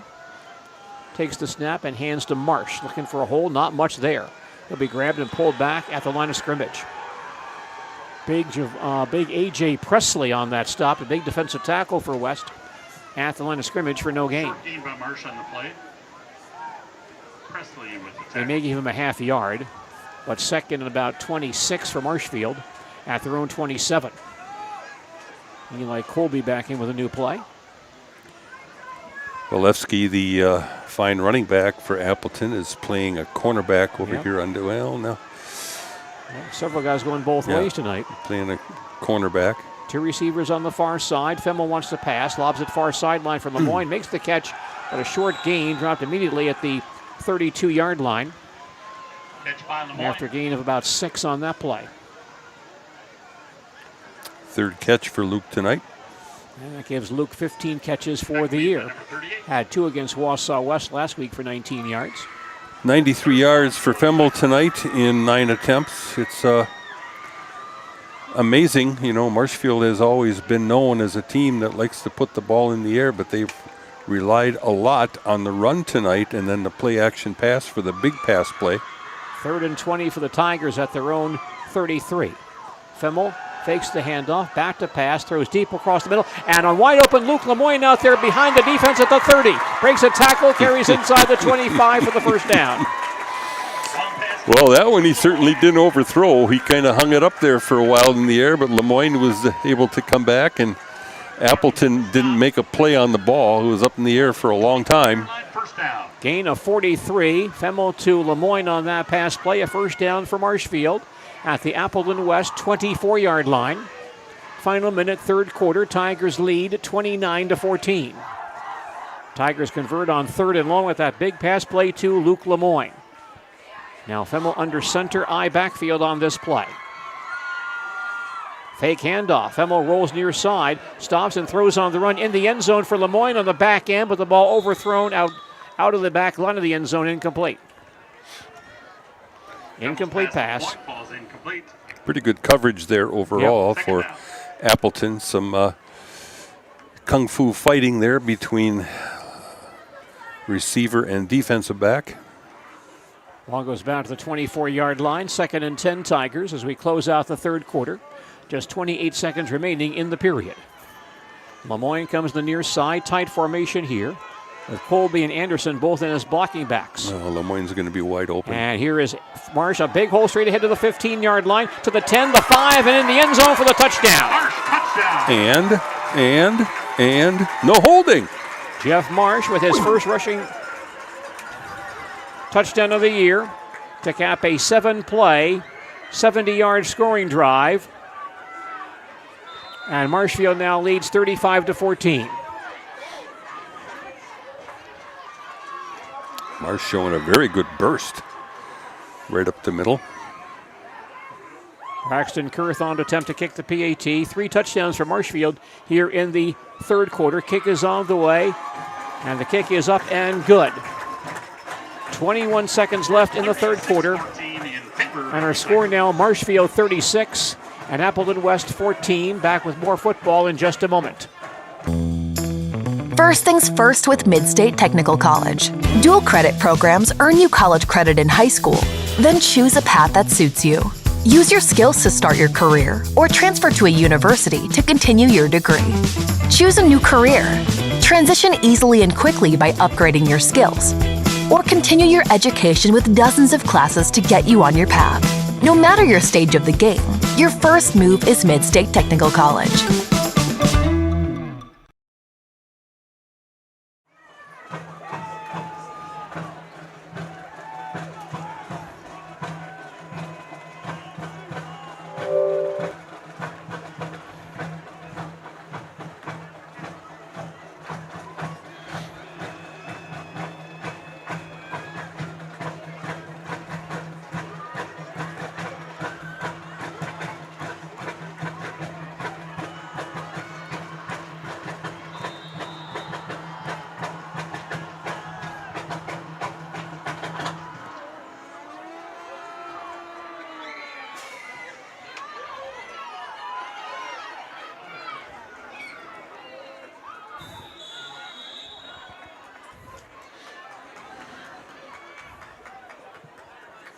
Turned by Belapsky.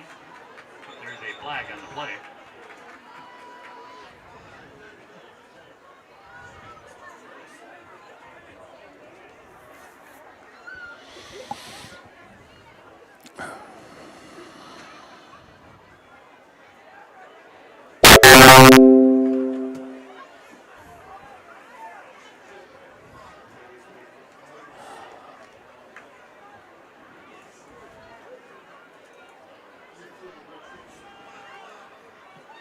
Richardson made the tackle.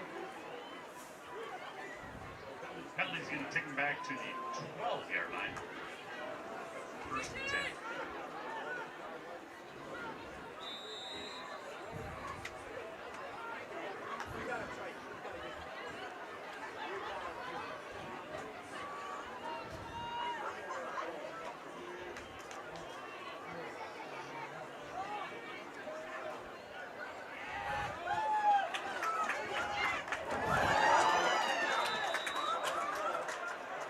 Oh.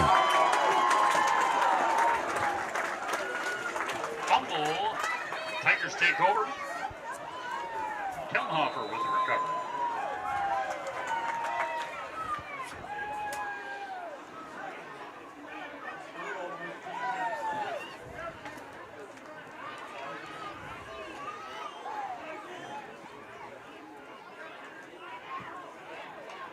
Oh, jeez. Sportsmanlike conduct penalty against Appleton West. It'll be half the distance to the goal line for the Tigers. First and goal.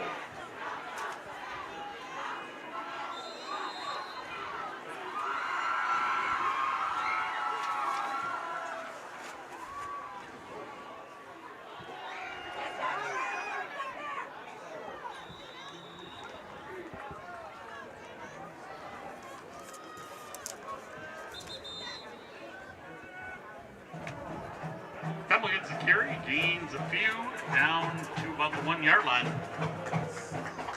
At Bauer & Fine Business Technologies in Marshfield, our company has been serving Central Wisconsin since 1955. We're still locally owned and believe strongly in supporting the communities that support us. If you're a current customer, thank you. If you're not a current customer, we'd love to work with you. Let's talk about copiers, printers, postage meters, and network services. Give us a call today at 800-288-2712 or visit our website at b-bt.com. Bauer & Fine Business Technologies. Better business together.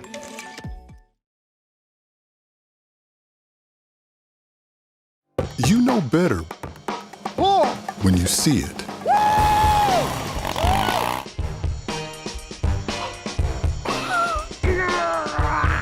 right, 1, 2, 3. But sometimes it's a little harder to tell what better looks like, and you could use a little help. Thanks, Mom. Security Health Plan. Everything you need in a health plan. Everything you'd expect from a good neighbor.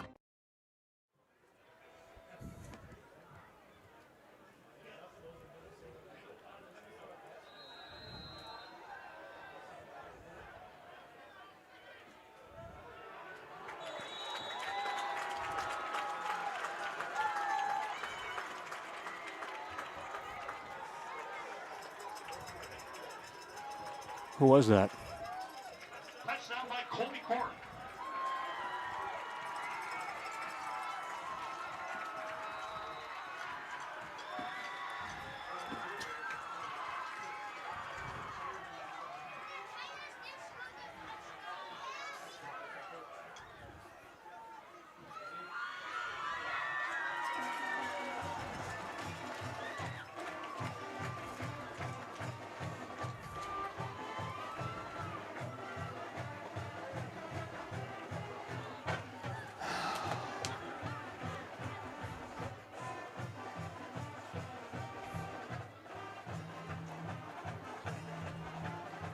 What Heartland Farms is a large potato and vegetable operation.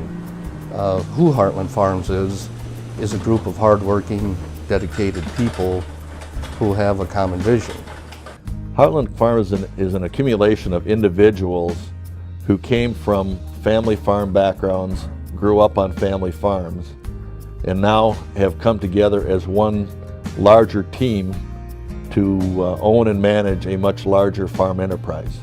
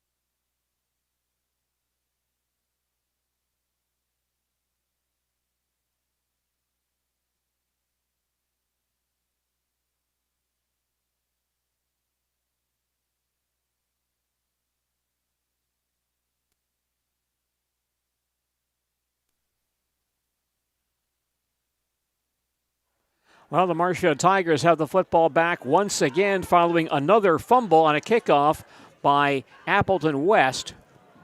Marshfield just scored on a 2-yard touchdown run by Colby Korth. Now the Tigers have the ball back once again on the Appleton West 21-yard line. On first down, Femmel throws near side, and Mitch Shoddy makes the catch on a quick slant and carries inside the 10 for the first down. Marshfield's last touchdown came as a result of a kickoff return by Appleton West. Their first play from scrimmage, they fumbled deep in their own territory. There was a holding call on their kickoff return. Femmel ran for 6 yards, and then Brown. First and 10 Tigers. First and goal Tigers just inside the 10-yard line. And Seidel off the right side, push back, he'll lose a yard. So Marshfield kicks off, and then I don't know, kind of a late call, didn't see what happened, but all of a sudden the officials are saying that it was Marshfield's recovery on another kickoff situation. So again, they're back deep in Appleton territory. Tigers now lead 43-14 early in the fourth quarter. Second and goal Tigers at the Appleton West 12-yard line. And Femmel back to pass. Pump fakes, comes near side, being pursued, gets hit, spins away, and takes off 15-yard line. So back inside the 10, the 5-yard line, hit inside the 5 and pushed down at the 4. Nice scramble by Trevor Femmel. And he'll bring the ball inside the Appleton West 5-yard line. Femmel scrambles his way to about a 10-yard gain. Trevor again showing his strength to shake off tacklers. Make some nice cuts in the open field, cut back up the middle for that gain. So a third and goal now for the Tigers at the Appleton West 4-yard line. Tigers looking for another score to maybe put 50 points on the scoreboard tonight. Jacoby far side, Shoddy near side. Colby and Seidel in the eye on third and goal from the 4. Femmel back to pass, pump fakes, now throws near side, the ball tipped, incomplete. Looking for Shoddy at the goal line, tipped away by an Appleton West defender, incomplete pass. So fourth and goal Tigers at the West 4. Braxton Kurth is coming on to attempt a field goal. He kicked a 35-yarder against DC Everett a couple of weeks ago. This would be much shorter than that. They'll mark the ball at about the 11. So a 21-yard field goal try for Braxton Kurth. Adam Gilbertson is the holder. Ball is down, kick on the way, long enough and the kick is up, and it is good. Tigers on the scoreboard once again with 9:49 remaining in regulation time.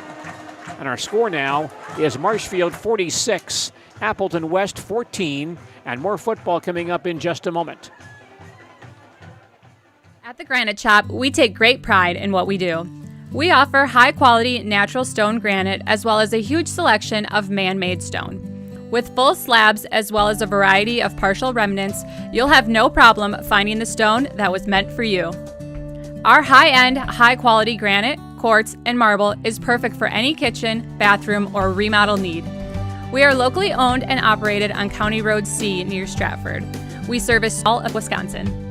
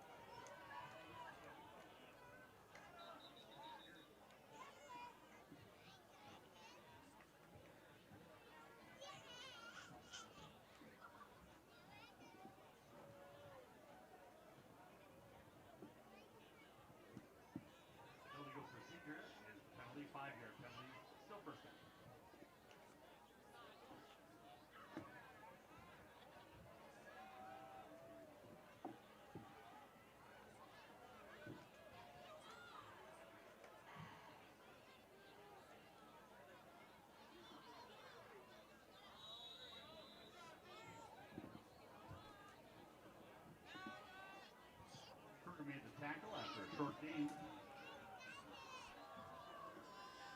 Second and 11.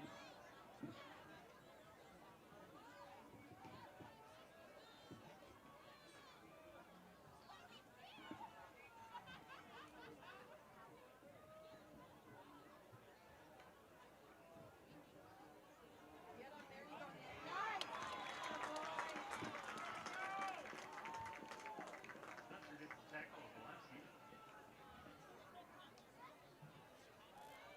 Loss of 5 on the play. Takes it back to the 20-yard line. Third down.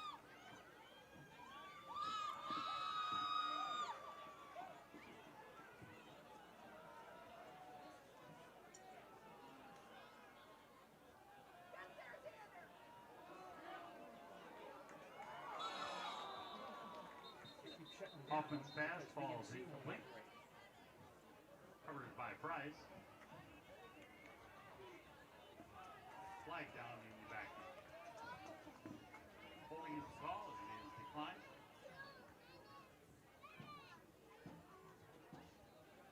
That makes it fourth down.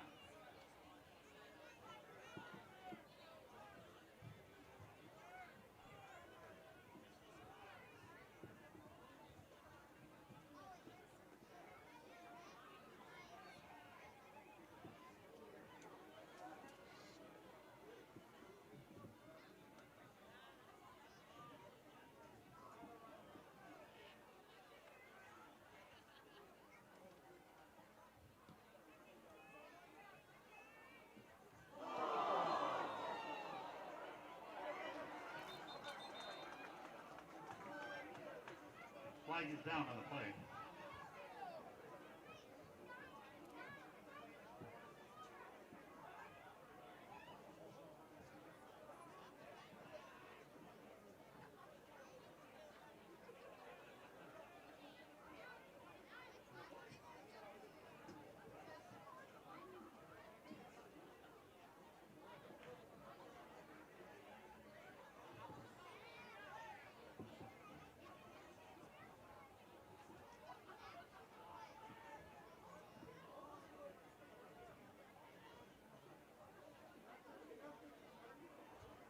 Penalty puts the ball at the 42-yard line. First and 10 for the Tigers.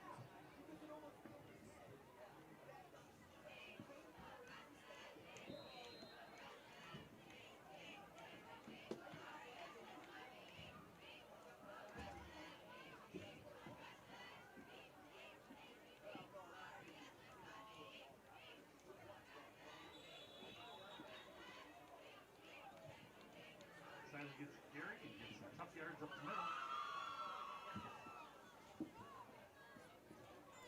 Gain of 6, second and 4. Lord made the stop.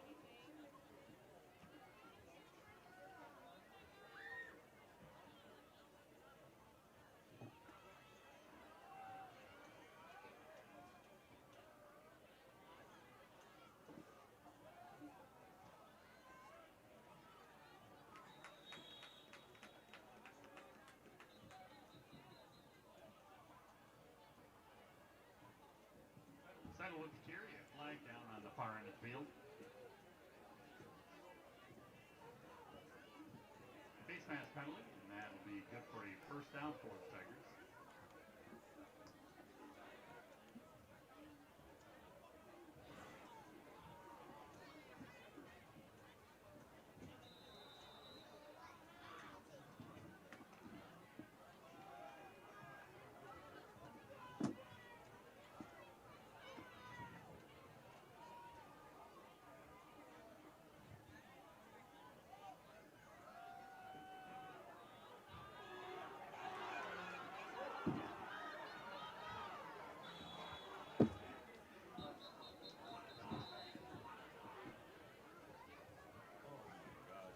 Siley gets the carry.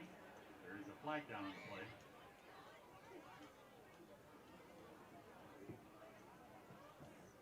Holding his penalty against the Tigers.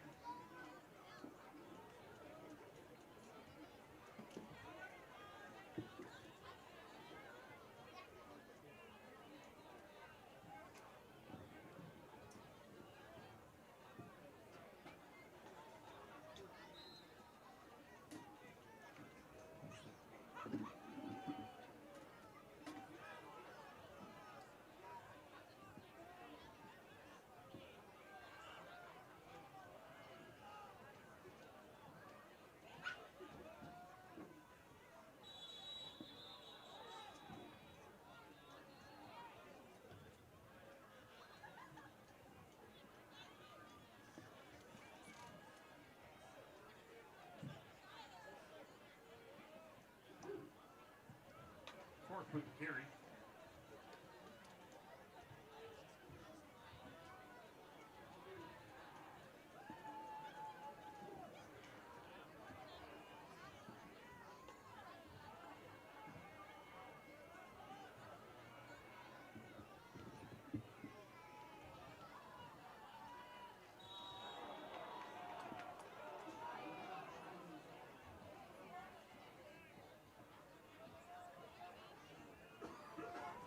We welcome you back to Hiding Stadium in Marshfield. The Marshfield Tigers facing Appleton West tonight in VFA football. We have 6:15 remaining in the fourth quarter. Marshfield now leads Appleton West 46-14. Tigers have a 2nd and 12 at the Appleton West 33-yard line. Adam Gilbertson playing quarterback.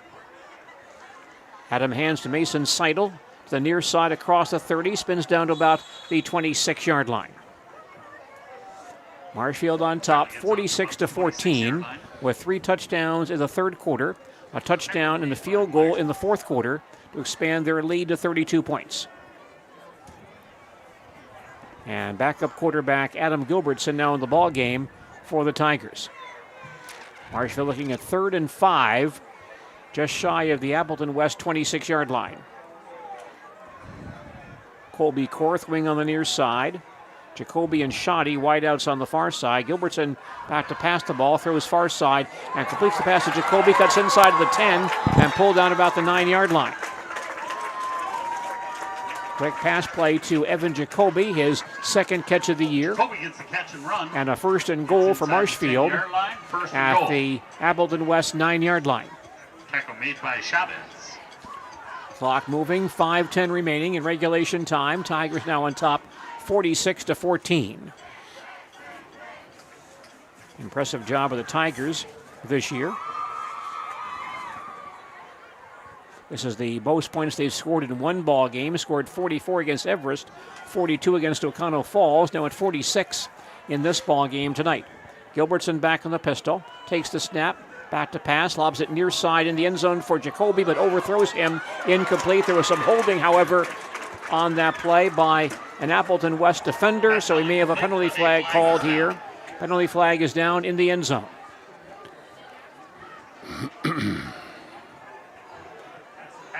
Pass interference call against Appleton West. Having a difficult time responding here because when we were away, we saw a personal foul late hit.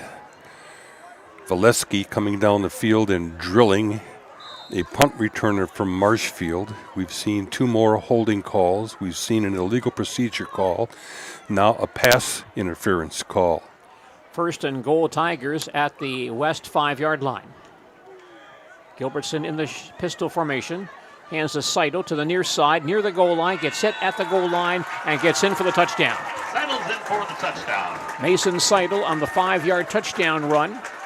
His 3rd rushing touchdown of the year. And the Tigers now lead 52-14 with 4:39 remaining in the fourth quarter.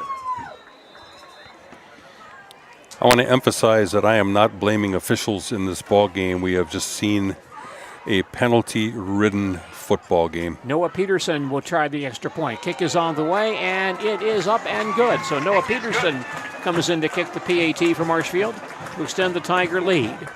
4:39 left in the fourth quarter. Our score now, Marshfield 53 and Appleton West 14. Back to Hiding Stadium and more football in just a moment. Central Wisconsin Glass is Central Wisconsin's choice for your next new or remodeled shower and bathroom. The experts at Central Wisconsin Glass will effortlessly guide you through the design and installation process. Have the elegant and modern shower and bathroom you've been looking for. Call Central Wisconsin Glass at 715-387-8010. That's 715-387-8010. And Central Wisconsin Glass on Facebook for your residential, commercial, and vehicle glass needs.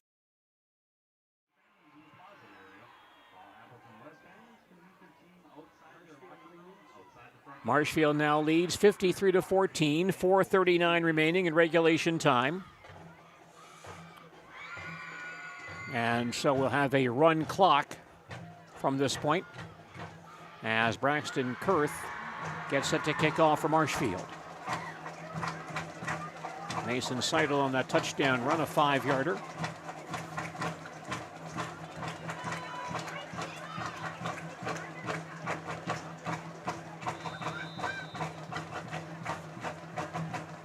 Kurth gets set.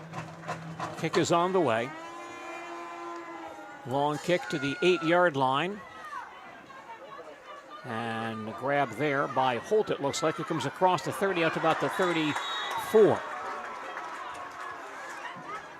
Appleton West football on their own 34-yard line. Clock now running, 4:20 remaining. And Marshfield leading 53-14. Ryan Donovan, who was involved in the tackle, injured on the play. It was right near the sideline, so he's managed to get off here to the Marshfield bench. Appleton West football on their own 34-yard line. We'll see if they change personnel. Valesky still in there at running back. He takes the direct snap, comes across the 35 to the 40-yard line and pulled down from behind around the 42. We have some backups in there for Marshfield. That tackle actually made by Aiden Brenner at the 42-yard line. Gain of 8, 2nd and 2 for Appleton West at their own 42-yard line. Aside from the fact that, I'll get to that in a second here. Ryder Hoffman still in the ballgame at quarterback for Appleton West, with 3 men in the backfield with him and a wide out on the far side. Ryder keeps it himself, gets outside, but not very far. Spun down by Dawson Meisner after a 1-yard gain at the 43-yard line. Appleton has some pretty nice players out here on the skill positions, but again, their coach was forced to resign a couple weeks ago due to illness, and now the coaching staff has to scramble to reassign duties. I'm sure that's affecting their play on the field tonight. Valesky straight ahead in the open field across the 45 to 50-yard line. He'll have the first down. Still on his feet to the near sideline across the Marshfield 45. Valesky with the nice run there, picking his way through traffic. Marshfield with a lot of reserves in right now on defense. Valesky down to the Tiger 44-yard line. 13 yards on that play. 1st and 10 Appleton West at the Tiger 44. 2:15 left. Tigers lead 53-14. Hoffman stays in the ball game, gives to Valesky once again. A big hole outside of the 40-yard line to the 35, back inside to the 31, and drop there. Nice open field tackle on that play by Marshfield's Charlie Kenny at the 31. 126 yards now for Valesky. Gains 13 more on that carry with 1:50 to play. 31, 1st and 10. A lot of starters still in the ball game for Appleton West, including the quarterback. Valesky not lined up at the tailback spot. Now it's Kyle Meyer in that spot for Appleton West. 1st and 10 Terrors at the Marshfield 31.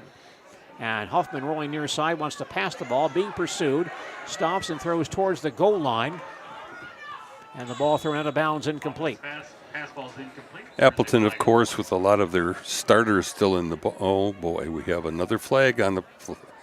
Guess what? It's holding. Anyway, to complete my thought, Appleton doesn't have probably a lot of reserves to put in for their starting unit. They've got some kids going both ways. They've got about, I don't know, I think I counted about 38 people in uniform. 10, 12 of those are freshmen and sophomores. They're just a program definitely in huge transition right now, trying to just manage to keep the program going, to be honest with you. And Appleton West will use a timeout right here. Their first of the second half, 57 seconds remaining in the fourth quarter, and Marshfield is leading Appleton West 53-14. Tiger football tonight on WOSQ, brought to us by Sweats Oil and Sweats Country Corner Mart in Blinker. Culver's of Marshfield and Smith Brothers Meats on Highway 13 in Colby. Do we play either of the other Appleton schools this year yet? No, Appleton West, the only school from Appleton in this conference. In the VFA. Wow. Okay. So they're smaller than the other two public schools. They come over, and of course, a bit further west, not a whole lot west, but they come over here. First and about 20 for Appleton West at the Marshfield 42-yard line. Hoffman in the pistol formation. Grabs the snap, fades to pass. Has time, now being rushed. Dumps it far side and grabbed by an upman at the 40-yard line, up the far sideline across the 25, the 20, out of bounds around the 15-yard line. That ball caught by Caden Gowie, who normally plays in the defensive secondary. To Meyer. He makes his 5th catch of the year and carries down to about the 16-yard line. In a 15 on that play. Clock stop with 37 seconds remaining. Gowie went out of bounds on the play, so it's a 1st and 10 for Appleton West at the Tigers 16. Tigers trying to change some personnel, but won't be able to do that here. And now Appleton West kind of walking around. They may have used a timeout on that play. And now they're set to resume play. 1st and 10 West at the Tigers 16. Looks like a new quarterback in there as well. He drops back to pass, now starts to run. Throws across the middle. The ball is caught at the 3-yard line by Riley Verbomen. And he stopped at the 3-yard line. Peyton Wiedemann, a freshman, now playing quarterback for Appleton West. Rahman with the stop. 17 seconds left, clock rolling. Wiedemann will throw it to the near sideline. The ball is overthrown, incomplete. Tried to hit Gowie in the end zone, threw it over his head. Appleton West now takes a timeout. With 9 seconds remaining to attempt to get that one last score. 9 seconds left. Marshfield leading by 39. And once again, football Friday night coming up following Tiger football this evening here on WOSQ. Stay with us for that. And the Tigers back in action next Friday night, once again here at Hiding Stadium against Wisconsin Rapids at 7 p.m. Our coverage 6:30 next Friday evening here on WOSQ. 2nd and goal for Appleton West at the Tiger 3-yard line. Just 9 seconds left in regulation time. Appleton West now is out of timeout, so this should be the final play, barring a Tiger defensive penalty. Tiger defense, mostly reserves, back on the field.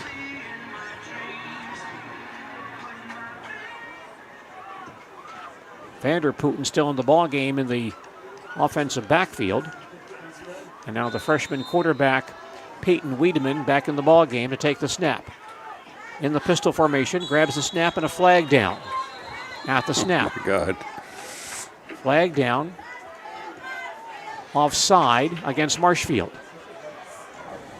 That moved the ball back to the 1-yard line. The clock is rolling. Penalty against the Tigers. Now the clock has expired, but they need to run one more play, I think, on the defensive penalty. Well, the back judge has just waved to the clock. They want to put that time back on, I believe. Well, be 9 one seconds. way or the other, could be an untimed down here. Yeah. There'll be 4 seconds left on the clock. I'll put 4 seconds back and time for one more play. Wiedemann takes the snap, hands off to Vanderputten straight ahead in the end zone for the touchdown. Vanderputten scores. Vanderputten gets in for the score. On a touchdown run of 2 yards. And that may end the ball game. There may not be a PAT attempt. Let's see if Appleton West will go for 2. Looks like they will come back on the field, attempt a conversion.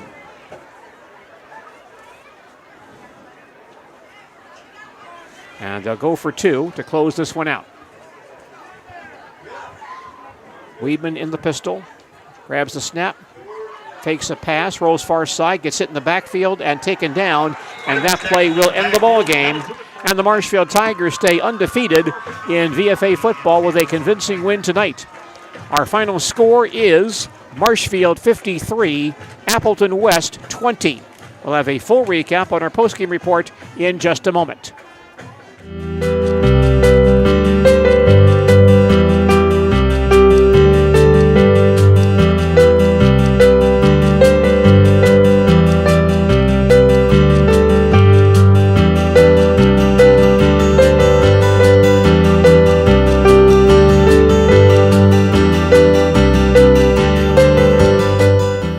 Nasonville Dairy, family owned and operated, bringing you fresh cheese curds made daily, along with many other varieties of Wisconsin-made cheeses and treats. Don't forget to check out our cheese and sausage trays for your upcoming parties and cheese and sausage gift packages for the holiday season or any other special occasion. Nasonville Dairy, located just southwest of Marshfield on US Highway 10, NasonvilleDairy.com. All right, so we're here with Kim Hyman. Kim, Nasonville Dairy, 125 years in the making. Tell us about that. You know, it's fantastic. It was the first plant built in Wood County back in 1885. Sal Nason and his family came here, and they started a small dairy plant. Eventually that plant burnt down, but then they rebuilt onto this same facility, and our family moved here in the late 60s in 1968 and took it over from there, and it's been just a fantastic growth. Great community, great people we have working for us. Oh, it's an open market. It's huge. You know, the opportunity for the diversity in the cheese industry is fantastic, and you have to be that way in order to sell a lot of product.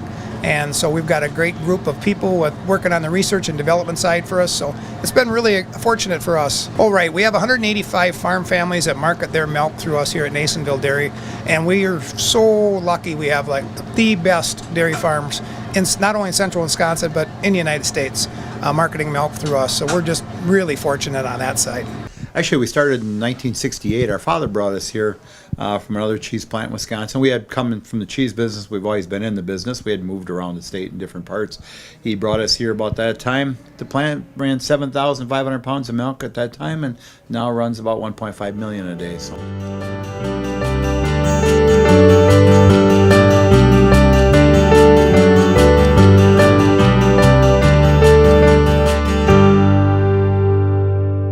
We originally started out with making cheddar, and now we make cheddar, Colby, Monterey, Farmers Cheese, Pizza Cheese, Quesa Blanca, Quesa de Friar, Seco, Parma, Romano, Asiago, Fontina, Feta Caseri, Cafflettieri, Cafla Graviera, as well as making some Gouda, Edam, and a little bit of Munster on occasion.